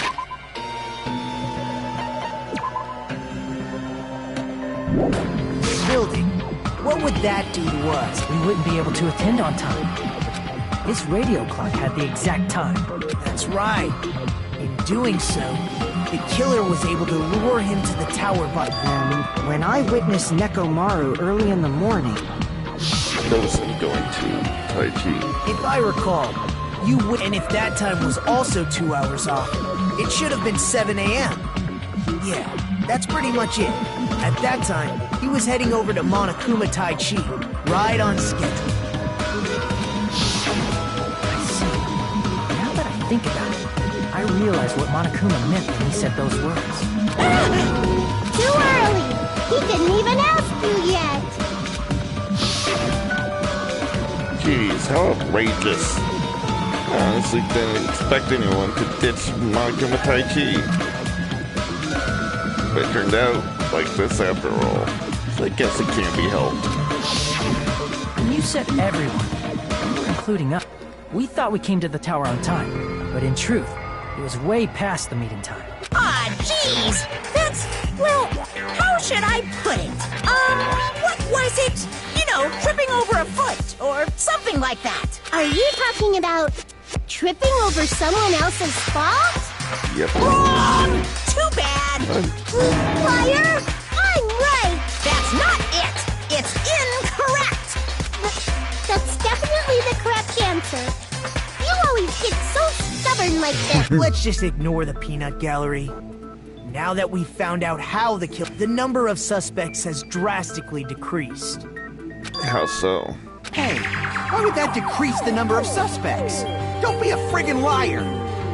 You'll know I'm not lying when you listen to what Fuyuhiko's going to say next. Huh? What the hell do you mean?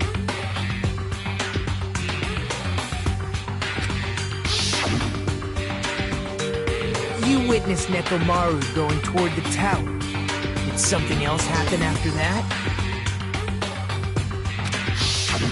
Are you talking about that alarm? Alarm? A little while after I witnessed Nekomaru, the clock in the Strawberry House lounge started going off. Plus, it was just before that rumbling sound occurred. That's it. So that's what it is. If Nekomaru died when the rumble happened, then whoever doesn't have an alibi at the time is the prime suspect. Really? Was there anyone who didn't have an alibi at that time?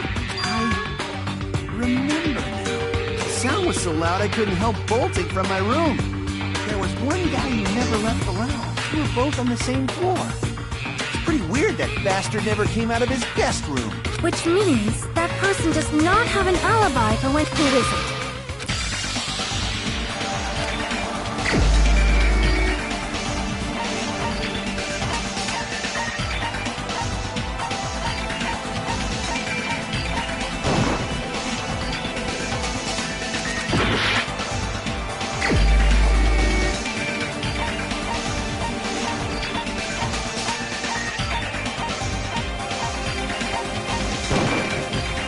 The only one! The one who wasn't there. It's you, right, Nagito? That's right. Nagito wasn't there. It was just me, Gundam, and Fuyuhiko. You didn't come out, even though the alarm was going. You weren't in your room. If that's the case, where were you? Please, say something! I'm giving up on you. If you don't hurry up and answer, I'm gonna suicide dive you! If I may be frank, even if I wanted to go to the lounge, I couldn't. You couldn't? What do you mean? It's merely the foolish talk of the... Not only did I not hear the alarm, I never even heard that rumbling sound. Couldn't? You're definitely fucking lying. However, that is also true for me. It is obvious that I did not hear the alarm in Strawberry House, but I did not hear the rumbling sound either. Is that not strange? I mean, everyone else heard it.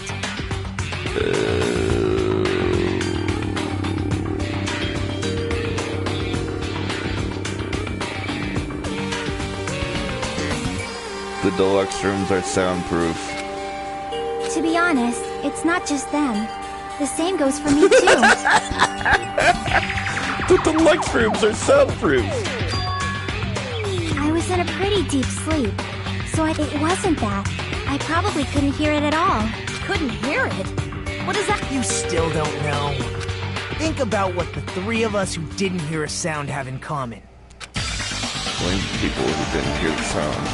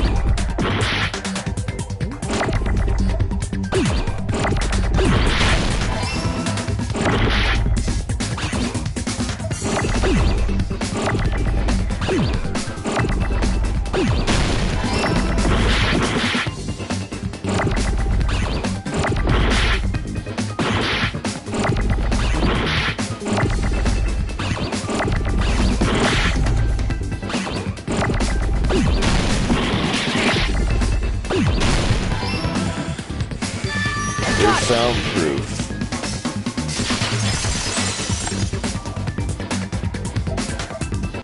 Nagito, Sonia, and Chiaki. The three of you were staying in deluxe rooms, right? If I recall.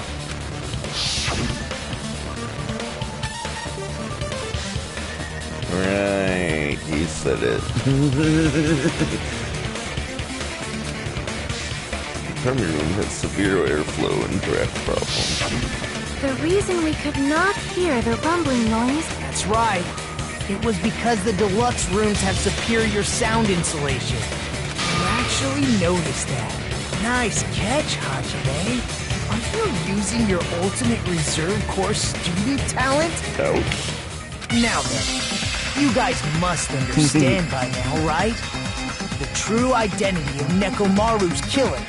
Hold on a sec! Why does that lead to who the killer is? Why? Well, that fact just now is a very important clue. And a decisive factor? Somehow, I feel like I understand what he means. Killer among us. Killer murdered Nekomaru. Whoop Gundam style! Whoop, whoop, whoop, whoop, whoop Gundam style! You're the only one! Gundam, there's something I want to ask you. When the alarm rang at the Strawberry House Lounge, you rushed over there too, right? What's wrong with that? You're in a deluxe room. If the bell of catastrophe rings throughout the night, it is the universe's providence to stop it. Why were you able to hear it? Hear what? I mean, you were also staying in a deluxe room, right? Nagito was staying in a deluxe room in the same house on the same floor, and he couldn't even hear. So why were you able to hear that alarm? Now that you mention it... Gundam? There's only one possibility. You weren't in your... That's why, even though you were staying in a deluxe room, you still went to the lounge. Am I right? Gundam, you have some sort of explanation, right? Nope. Gundam probably couldn't return to his room because of Fuyuhiko. Me?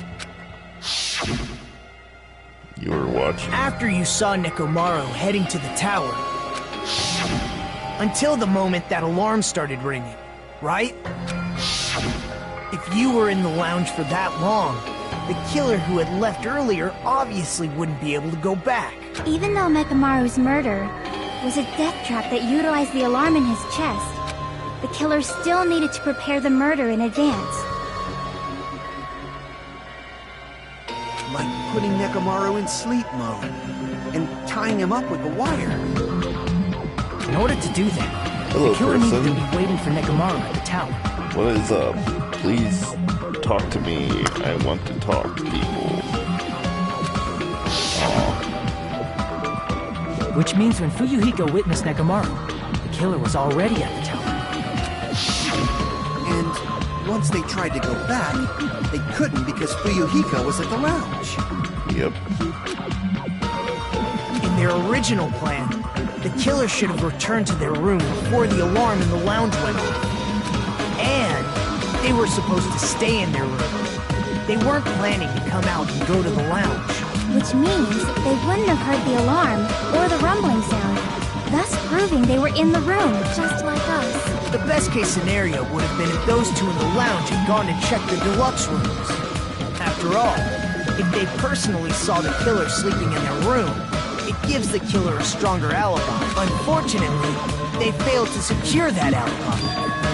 Because I was in the lounge. yep. So the killer couldn't go back to their room, and ended up hearing the lounge's alarm.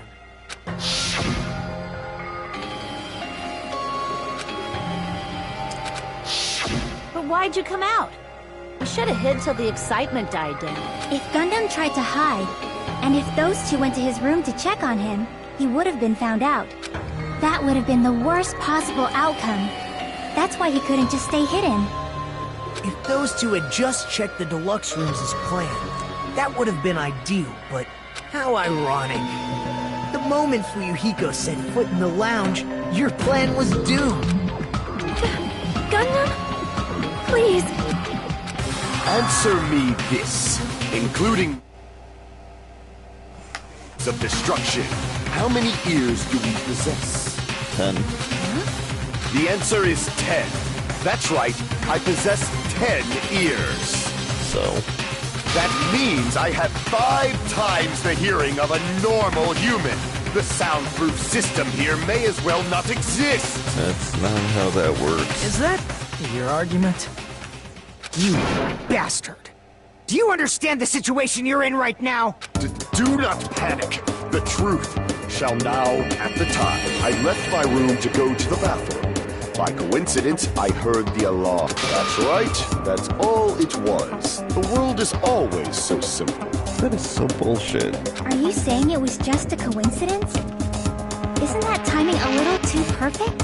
And yet, I'm being suspected by all of you. It seems it was actually horrible timing on my part. I see. You're still holding out. Well, you don't have to admit it. We're going to So, why don't we just go ahead and start voting? It's obvious that Gundam is the killer. Hold on a sec. You know, Hajime, this class trial, this killing, it's merely the opening act. Hey! What do you mean the class trial is just the opening act? Perhaps I should say, it's just a farce. Just a boring farce. So boring, so stressful. I'm so painfully bored that I might develop stomach ulcers. Seriously. Let's just hurry up and finish this before I collapse from poor health. Nagito, something definitely happened. At some point during the investigation, your behavior became even weirder. What actually happened? Well, let's just leave that fun for later. And finish this opening act, okay? You said Please hold on! We have yet to hear Gundam's be- But he's completely shut up. Gundam! I was simply at a loss for words after being dumbfounded by your pathetic assumption. In fact, I shall deny the very basis. Since the beginning? Based on your assumption, I hung Nekomaru from the 4th floor of the tower. From there, after returning to Strawberry House, I was present when the alarm at the... Although going to and fro is busy enough as it is, how would I be able to travel between both houses anyway? I see. The contact elevator was broken. As I recall, the killer tampered with the Grape House control panel, which shut down the elevator. Plus, the stopped elevator should have been facing the Grape House side. If so, the human who used the elevator would have left it at Grape House. For these reasons, it's an indisputable fact that the killer destroyed the elevator at Grape House. And what's wrong with that? If the elevator was broken at Grape House, you wouldn't be able to return to Strawberry House. However, I was already at Strawberry House. I was present when the alarm in the lounge started ringing. Which means your assumption is clearly wrong. Are you serious? And here I thought it's already been decided. Have you learned your lesson, pitiful humans? You can...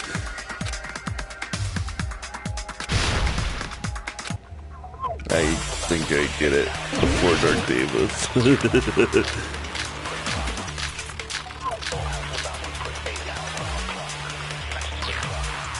That elevator was the only means of travel between the two houses. As long as that elevator was broken, your assumption collapses. Plus, the elevator was broken at Grape House. If the killer cannot return to Strawberry House... Since I was at Strawberry House at that time, there's no question that the following crime is impossible. It would have been different if they had an accomplice. No? Okay. Hang on.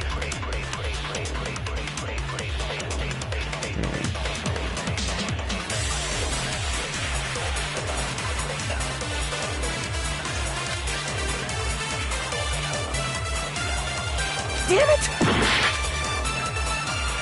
That elevator was the only means of travel between the two houses. As long as that elevator was broken, your assumption collapses. Plus, the elevator was broken at Grape House. If the killer cannot return to Strawberry House... Since I was at Strawberry, there's no question that the following crime is impossible. It would have been different if they had an accomplice. Or if there was a secret passageway. How much longer do you plan to... Why don't we stop this already? I get it. That elevator was the only means of travel between the two. As long as that elevator was broken, your assumption collapses. Plus, the elevator broken at Grape House. If the killer cannot return to Strawberry House... Since I was at Strawberry, there's no question that the following crime is impossible. It would have been different if they had an accomplice. Or if there was a secret passageway. How much longer do you plan to lecture? Why don't we stop this already?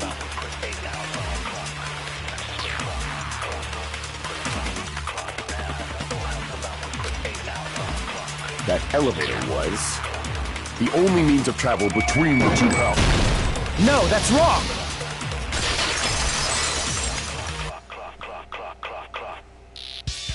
No, there should have been another way to move between... Such a method does not exist! Then why don't we ask the person who actually used that method?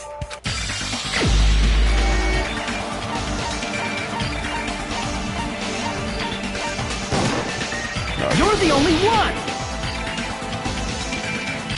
Nagito, you should know.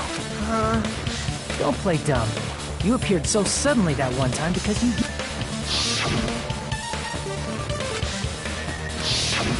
There's a secret passage connecting the first floor of Strawberry House, isn't that right? Jeez. Once again, I let the reserve portion. But you're right. There's a door on the floor of the Octagon, which is on the first floor. After I opened the door and went... Surprise, surprise! I ended up in the Monokuma archive. Meaning, the third floor and the fourth floor are actually connected.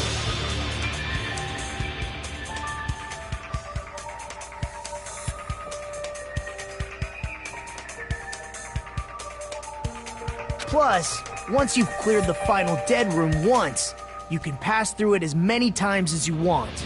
If they used that secret passage, they could have gone between the two houses as much as they wanted. Infinity Unlimited Flame! However, what if the killer was unaware of the existence of the final dead room? There's no way they... That is merely an illusion you have fabricated from your own suspicion. If you value your life... There's no way I can stop Did you say? Don't make me angry! You wouldn't like me when I'm angry! You're not the whole...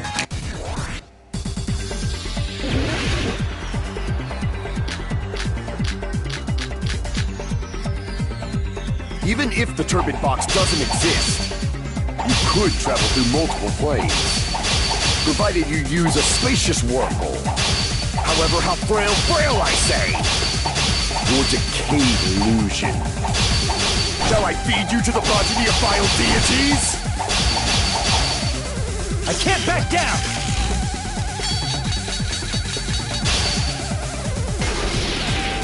I already proved the secret passage exists. The secret passage was at the Octagon. Know the limits of your own reasoning! You say the killer went to the Octagon? Don't bark, you cur! If you don't want to at least pray to the key which dwells in the light! Know the limits of your own reasoning! You say the killer went to the Octagon? Don't bark, you cur!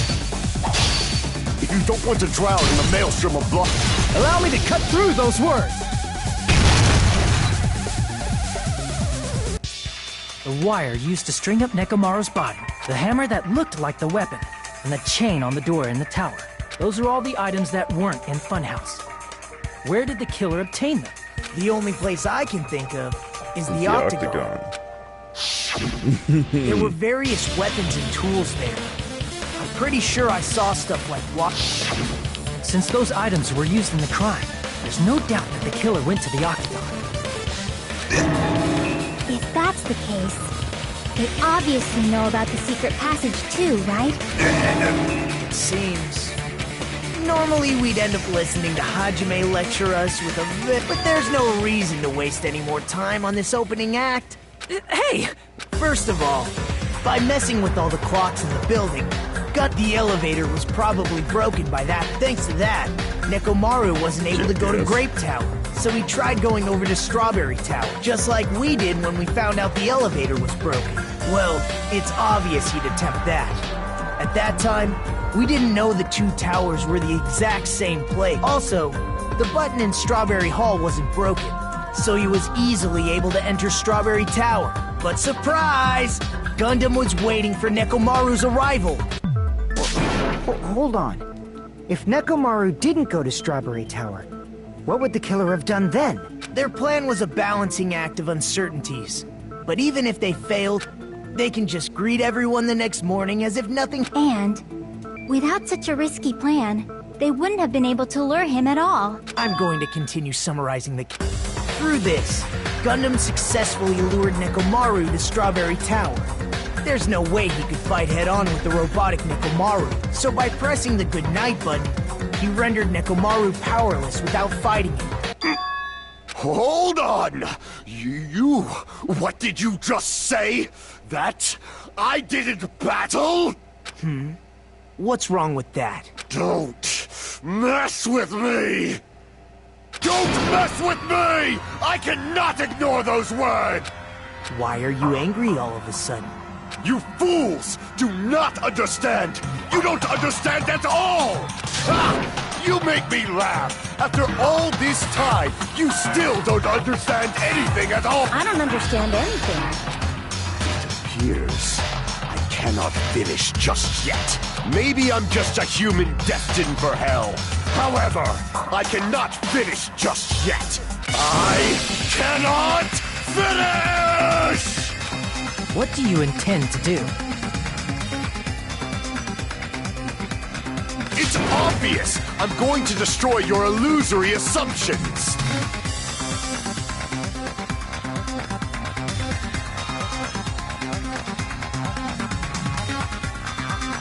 Are you saying you still have more? You still have room to argue? Your words. You said I pressed Nekomaru. However, that button was on the back of Nekomaru. It's not easy to get the drop on Coach Neko. It's even more difficult. Just as I thought. Truly frail. Succumbing so easily to this simple argument. It was just a mere illusion. Use the 4 Dark Davis. If you want to... That's wrong. You're the one. Such a wonderful...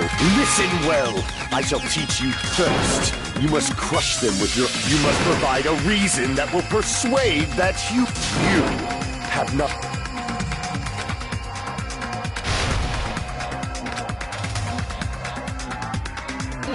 Anytime I target.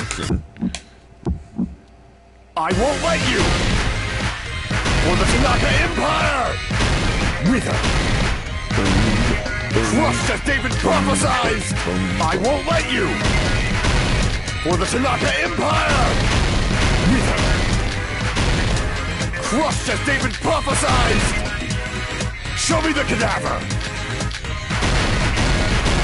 I won't let you! For the Tanaka Empire! Wither! Crushed as David prophesies! I won't let you! For the Tanaka Empire! Wither! Crushed as David prophesies! For the Tanaka Empire! I won't let you! For the Tanaka Empire! It's Nekomaru's back. Do you really think I can get behind him so easily?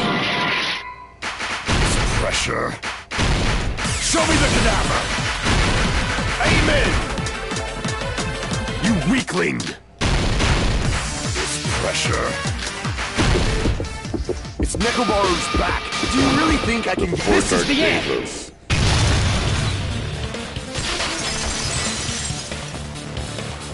Even if you didn't get behind Nekomaru, you should have been able to, as long as you have the power of the hamsters you keep with you. Oh? Are you seriously saying he used his hamsters? Of course that'd be impossible for a normal hamster, but it would have been possible for Gundam. In fact, we saw that with our very own eyes, right? And it's illegal. In accordance with our ancient contract, the time has come to lend me your aid. Pierce through, Supernova, Silver Fox, Sound it. Click. Ah, I pressed the button. Truly, this is the Skyline modification, or even mouse, even though it's a hamster. Soon the door of destiny shall open. Now that you mention it, After each one of Gundam's hamsters retrieved the piece of wallpaper from the baton lighting, right? Hey, with your friends and their exceptionally smart brains, to secretly get one of them behind Nekamaru and... How about it?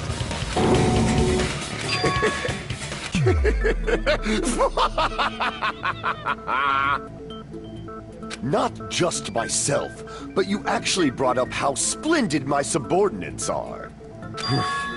I have no recourse but to Admit it? It appears I've obtained a one. Fine! Then you must trample me. A victory can only be built upon a foundation of corpses. You cannot find. Now, trample this life! Trample it as though it pull the curtain strings of this world. Closing argument. Begin.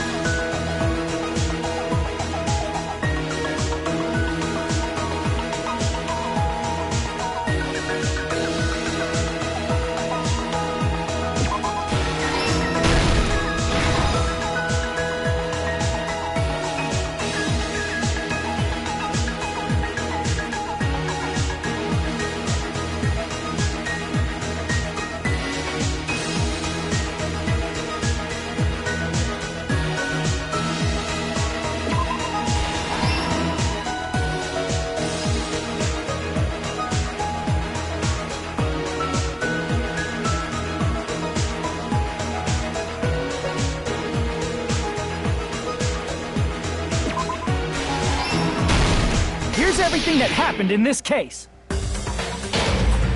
Let's first go over the many tricks the killer prepared before they... First, they destroyed the contact elevator. This separated Nagito and the others in Strawberry House from... Next, they lured Nekomaru out by himself by turning back all the clocks in the funhouse. Additionally, in order to secure an alibi, the killer went to the Strawberry House lounge and set the wall clock's alarm to 5:30 a.m.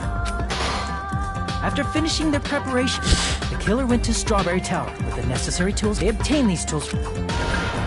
This means the killer discovered the secret of the funhouse faster than anybody else. That secret being, Strawberry House and Grape House are actually the same building.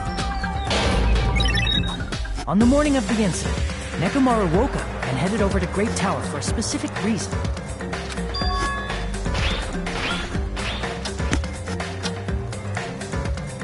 There, Fuyuhiko, who was at the lounge by coincidence, witnessed Nekomaru. According to Fuyuhiko's testimony, that wasn't by that point. The killer had already messed with. In actuality, Fuyuhiko witnessed Nekomaru at 7 a.m. That's also the same time Monokuma Tai Chi begins. Nekomaru went to Grape Tower to participate in that. However, because the contact elevator was broken, so he decided to try going to Strawberry Tower. But the killer was waiting for him there. With the power of hamsters, they were able to press the good night button on the back of Nekomaru's neck. This forced him to enter sleep mode, rendering him immobile. From there, the killer began preparing to... First, they set the alarm in Nekomaru's... Then they tied him up with a metal wire, tied the tip of the wire into a loop, and hung it on the doorknob. After leaving Strawberry Tower, the killer then destroyed the door button to Strawberry Hall. They did this to keep us from entering and to keep us from discovering the secret of the building structure that they used to kill Nekomaru. Then, they used the secret octagon passageway to travel to Grape House. After arriving at Grape Hall, they pressed the button to open the door to the tower. When that happened, the elevator-like floor of the tower began descending, and Nekomaru's body was still inside. Then the killer entered Grape Tower to see if their setup was successful, and placed a hammer on the floor to look like the weapon, and wrapped a chain around the back door. This was done to make us falsely believe we couldn't enter the tower from Strawberry Hall. With this, the killer finished their setup and tried to go back to their room using the secret passage, so they could craft their alibi when Nekomaru died from the fall. But something unexpected happened. Fuyuhiko, who saw Nekomaru earlier, was still at the lounge. As a result, the killer couldn't return to their room, and with no options available, time ran out. The lounge's wall clock alarm started ringing at 5:30. To avoid a worst-case scenario, the killer was forced to appear in front of Fuyuhiko with the others. When the wall clock's alarm rang, that was also the same time Nekomaru was waking up. He woke up while he was still hanging upside down. Originally, the loop of wire was only supposed to slip off the doorknob, but because there was a heavier load than expected, the doorknob ended up breaking. Nekomaru fell from the 4th floor all the way to the 1st floor. He crashed into the pillar, which decapitated him on impact, and died. The sound of Nekomaru's impact echoed throughout the funhouse. However, by this point, the killer's plan was about to fail, thanks to the broken doorknob and Fuyuhiko. Meaning, the killer is someone who wouldn't have heard the alarm if they were in the deluxe room. They also wouldn't have been able to return to their guest room, because Fuyuhiko was at the lounge. Alright, that someone is Gundam Tanaka. I can't think of anyone else but you. Why does he look so weird?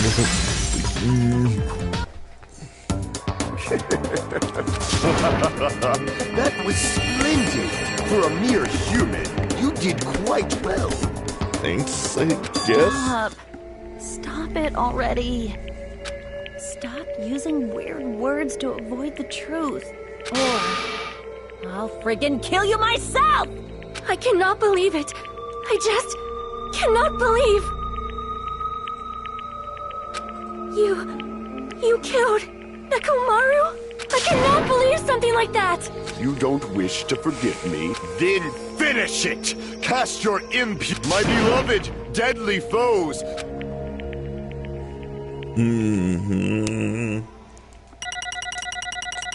Case closed.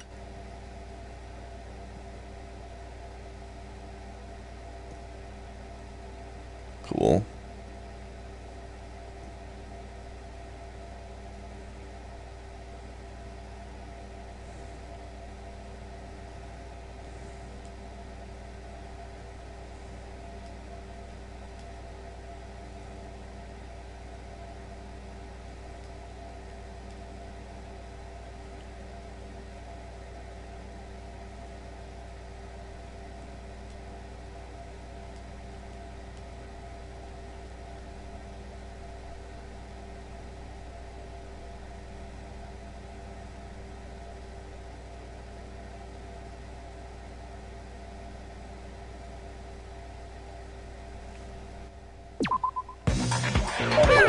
This result isn't all that. Now then, please, who will be chosen? Please, crap!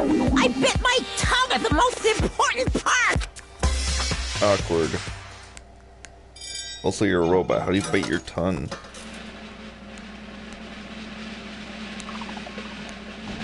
Gundam Tanaka! Bum bum bum bum.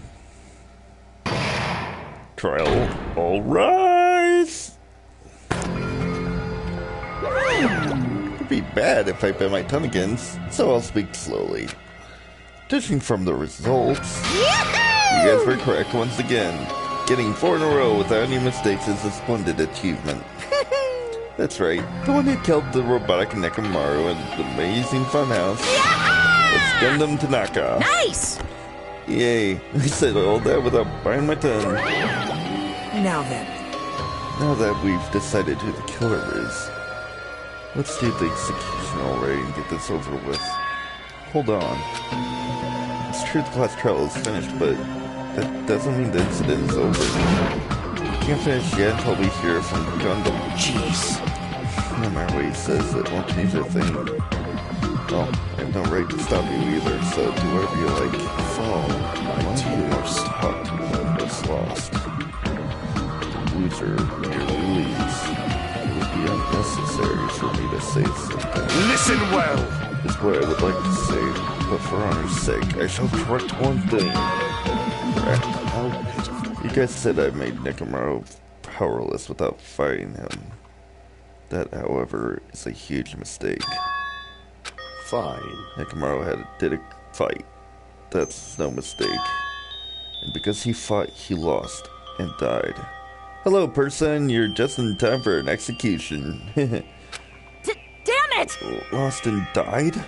This, too, must be the will of causality. If he was just trying to cling to life, there are many ways he could have done so. However, he did not allow that. You. What do you mean? Explain. Fine then, I shall reveal it all. Let's make history. Within the final dead room, I discovered the secret of the funhouse. And I devised a killing plan utilizing that secret. By tampering with all the clocks in the building, I succeeded in luring Nekomaru to the tower. And this is what happened. Nekomaru and I were alone in the tower, standing face to face with one another. I should say I expected much from Nekomaru. He sensed my subtle killing intent and instantly understood the situation. We had ourselves a stare down. In that situation, if he wanted to run away, it would have been easy for him to do so. He could have run away, or even called for help, but he did not turn his back to me. Instead, he chose to fight a fight that risked life and death. That is... A fight that risked life and death? Let me tell you this. He was serious too. He gave it his all and tried to kill me. Huh? Huh? If I had died instead, the mystery surrounding the case would have been more complicated. You would never know why I, the victim, went to the tower by myself. I can see it! Nobody would have known that the victim, me, was actually the one who planned the whole thing. Could it be? Nekomaru really did that?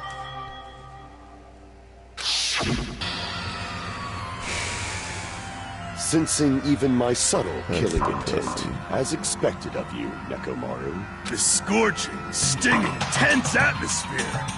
I've been a team manager for so long, I'd nearly forgotten this. This is great! What a comforting atmosphere! That's a great one. And what is your reason? Do you intend to resolve this situation by killing me? I am the Warlock, Gundam Tanaka.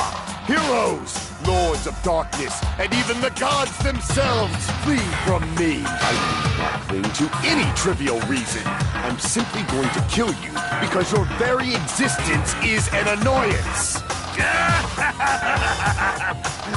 You'll drench your soul with evil until the bitter end, huh? Splendid! In response to your spirit, I won't go easy on you. Don't even think about holding back. Don't waste your breath on cowardly tactics. Give me everything you got. Nekomaru Nidai, your blood will drench the foundation of my empire! That is... Why? Why did you fight? We are all friends. Why can you stop this? Even if you both sides agreed, it was still wrong. I will not argue. I have no intention of forcing my values on you. Let me tell you However, this. I must say this. What's the point of living if you're just waiting until you finally die? You weakling! There's nothing courageous about that. That is abandonment. A mere feeling of resignation. Wait, are you telling us to wait? Yeah. We all heard this before.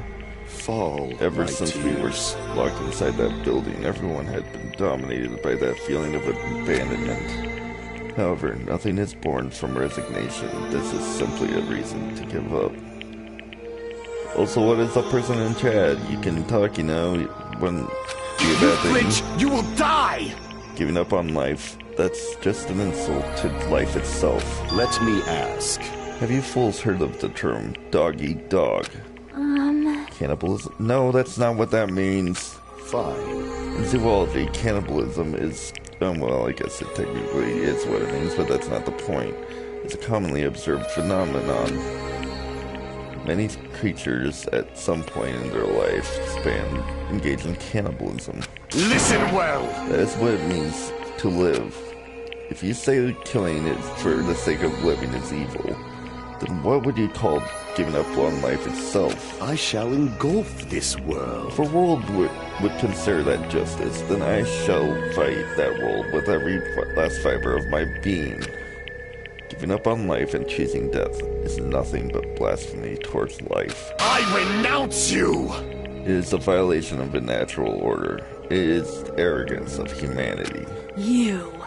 Are you saying all of that to try to justify what he did? But sounds like Nekomaru felt the same too. That's why they fought, right? Damn it. Fine. That man had the courage to die when he needed to die. This is why he challenged me to our battle. Regardless, as I've already said, I do not intend to force my values upon you fools. I have betrayed you all. That is the absolute truth. Fall, my tears. But even so, don't you think it's a better alternative to slowly starving to death here? Oh. That belief is why you committed your crime. You... Hey, what about the final dead room? Did you do the Russian roulette too? Let's make history. Unlike Nagito, I only did it once, but compared to my battle with Nekomaru, that was mere child's play. Well? You know, after listening to you talk for a while, I was trying to think that, well, it's also because you unexpectedly committed your crime without much resistance. Gundam, don't tell me you didn't sacrifice yourself for our sake, did you? I can't believe you would ask such a foolish question. My name is Gundam Tanaka! Just who do you think I am? I am Gundam Tanaka, history's greatest monster.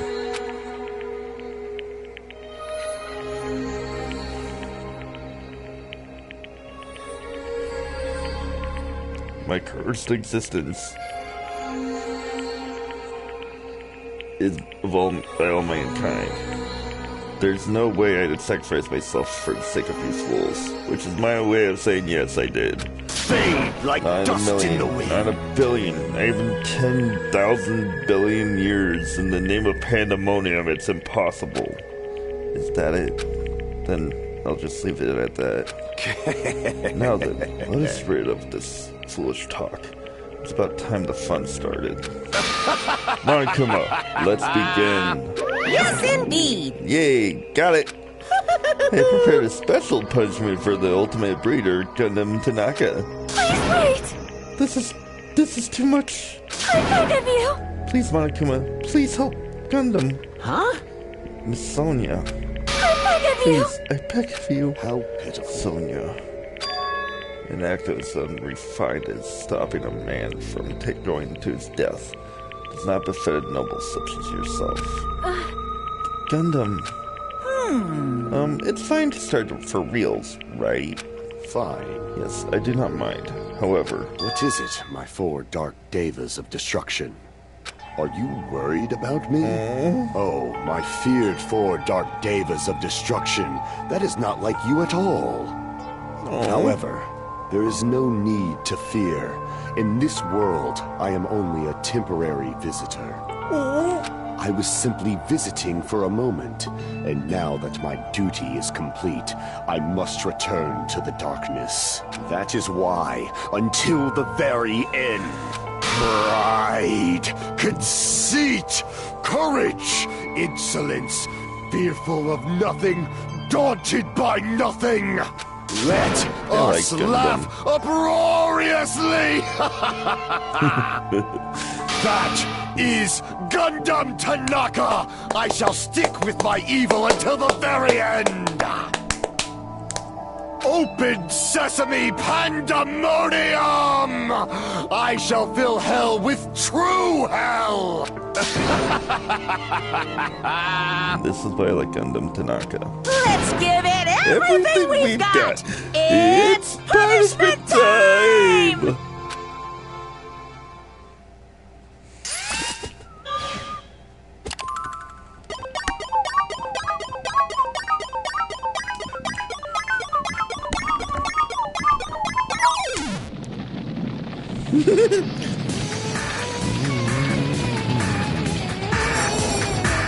Gundam Tanaka Stampede.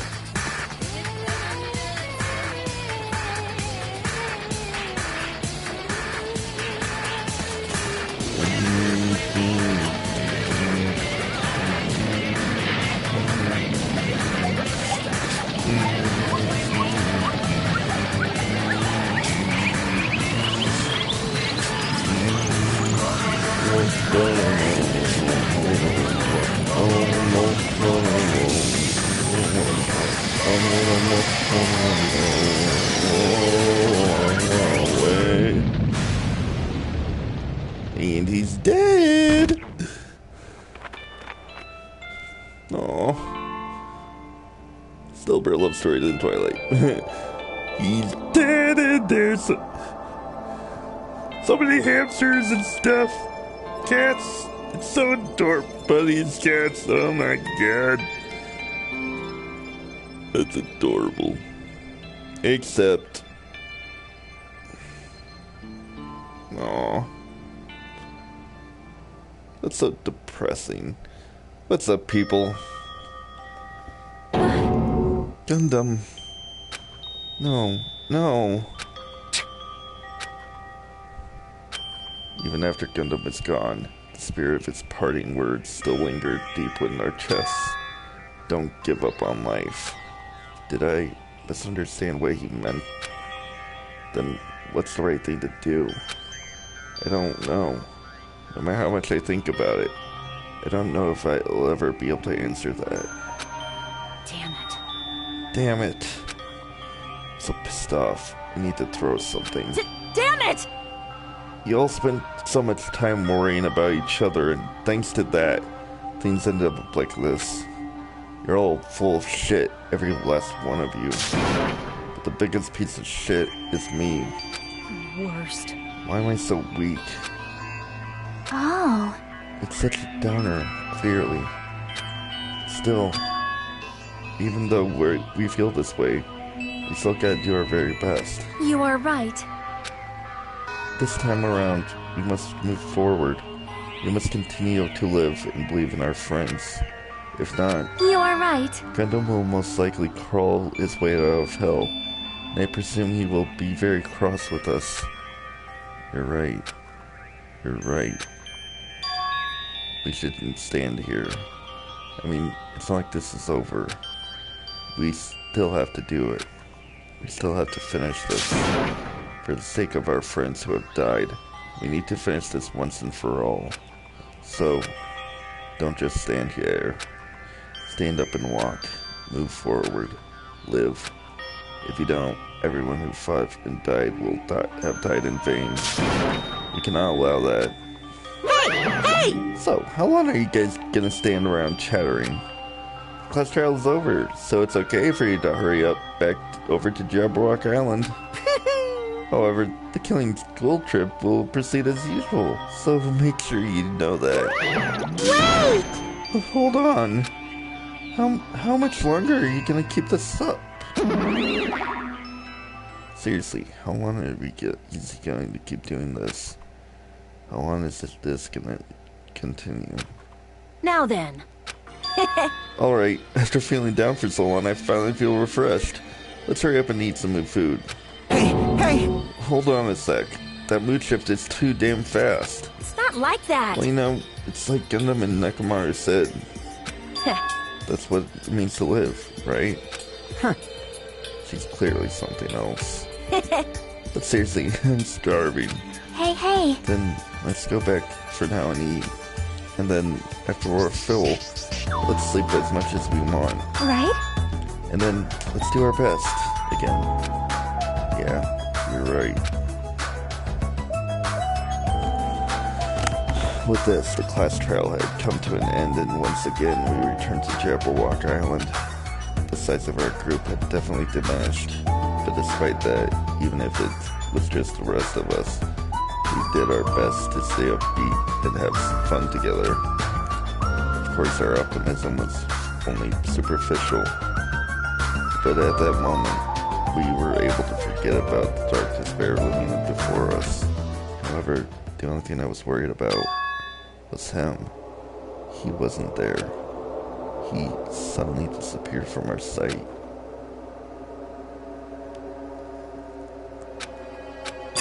Yep, I'm definitely lucky. Never expected to obtain so many valuable things from a simple game of Russian roulette. Thanks to that, I was able to learn the identity of our true enemy. And before everyone else, too. It's just too damn funny. I mean, no one could tell that I was lying. There's no way the fellow had just Hajime's information. Well, I guess they were too busy with other matters, or maybe they've reached their limit. Regardless, I was saved. Things would get complicated if they found out. Anyway, I can't forgive this. damn it. This should never be forgiven. There's no way I can let this run loose. I'll be the one who stops this once and for all. Even if it costs my life. It's obvious. For the sake of hope, I cannot ignore this. Monokuma appears! Alright, Monokuma has arrived, who summoned me. Now then. Thanks for coming. What's this? Why, it's the lonely little Nagito. Are you all alone tonight too? What's the matter? So what's up? Your face looks scary. See, so you can tell. Perhaps you found out who the traitor is. You know me well. Well. Is what I would like to say, but unfortunately I haven't learned that yet. I see, so even you don't know, huh? Looks like the final showdown is gonna take a little more time. Hello. So, why'd you summon me anyway? Were you finally gonna confess your love? Hey. I summoned you because there's something I really need to ask you. It's about the special surprise from the final dead room. Oh yeah, what about it? There was information about 16 people in the file I received. Isn't that weird? Say what? That's weird. You don't even know? There's a traitor from Future Foundation hiding amongst us, alright? Including that person, the total number of students would be 16, right? Isn't that right? But this file contains documents that were created by Hope's Peak Academy, right? Of course! That's right. I just read stuff from the former headmaster. Spent a lot of time making it. This file even contains information about the traitor. Is that person also a former student? Who knows? I wonder. Hey. Could it be? Is this your doing? Did you slip false information into the file?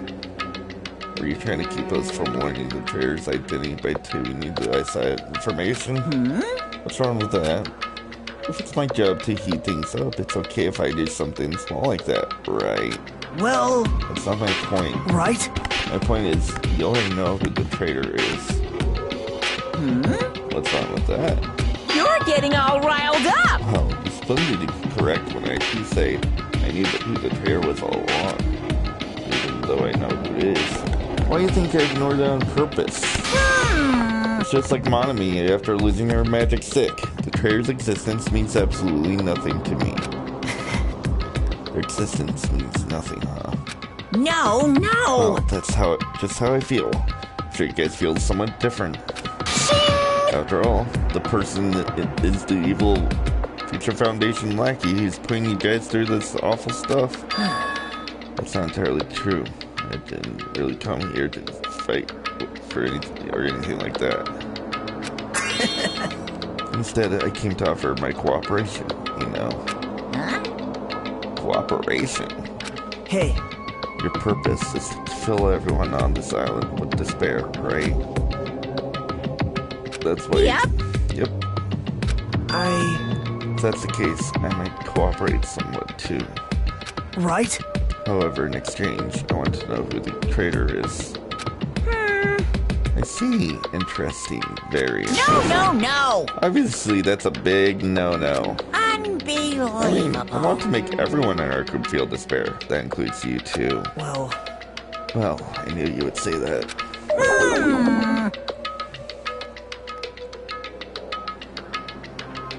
Besides, I just want you to be able to handle the sadness when you inevitably betray me later on. Just as I thought, you saw right through me. Hello, right. person, what is up? No matter what situation I find myself in, my core way of thinking will never change. In order to create absolute hope that shines brightly, stepplayers such as myself in despair exist. You're right. You're a true believer of hope after all. I must say that belief reminds me of that person for some reason. Huh? Reminds you. I don't know who you're talking about, but if someone that worthless as me reminds you of some other person, they must be extremely unlucky. Like... But you're just as unlucky, right? I mean, the fact that you're even involved in something like this. Wow.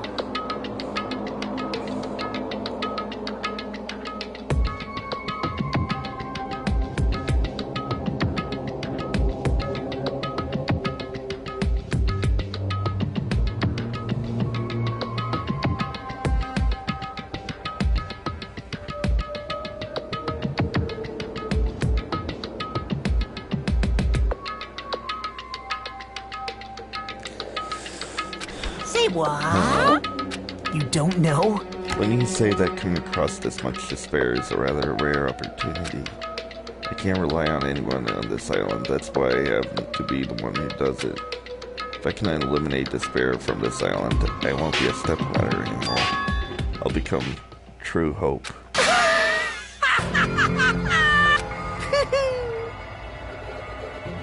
Hey. See?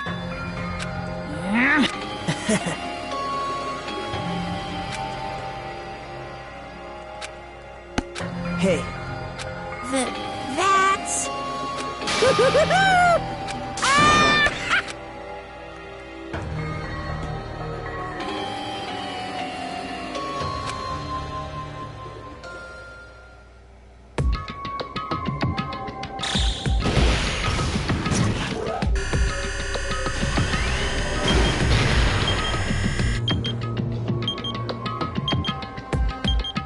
5 days left. Do Ultimate Robot Stream of Clockwork end. 7 students left. Danganronpa. To be continued. Right up for destruction. The Hellhound Earring. And so it ends. Once again. Danganronpa. Well, I'm gonna be done for tonight.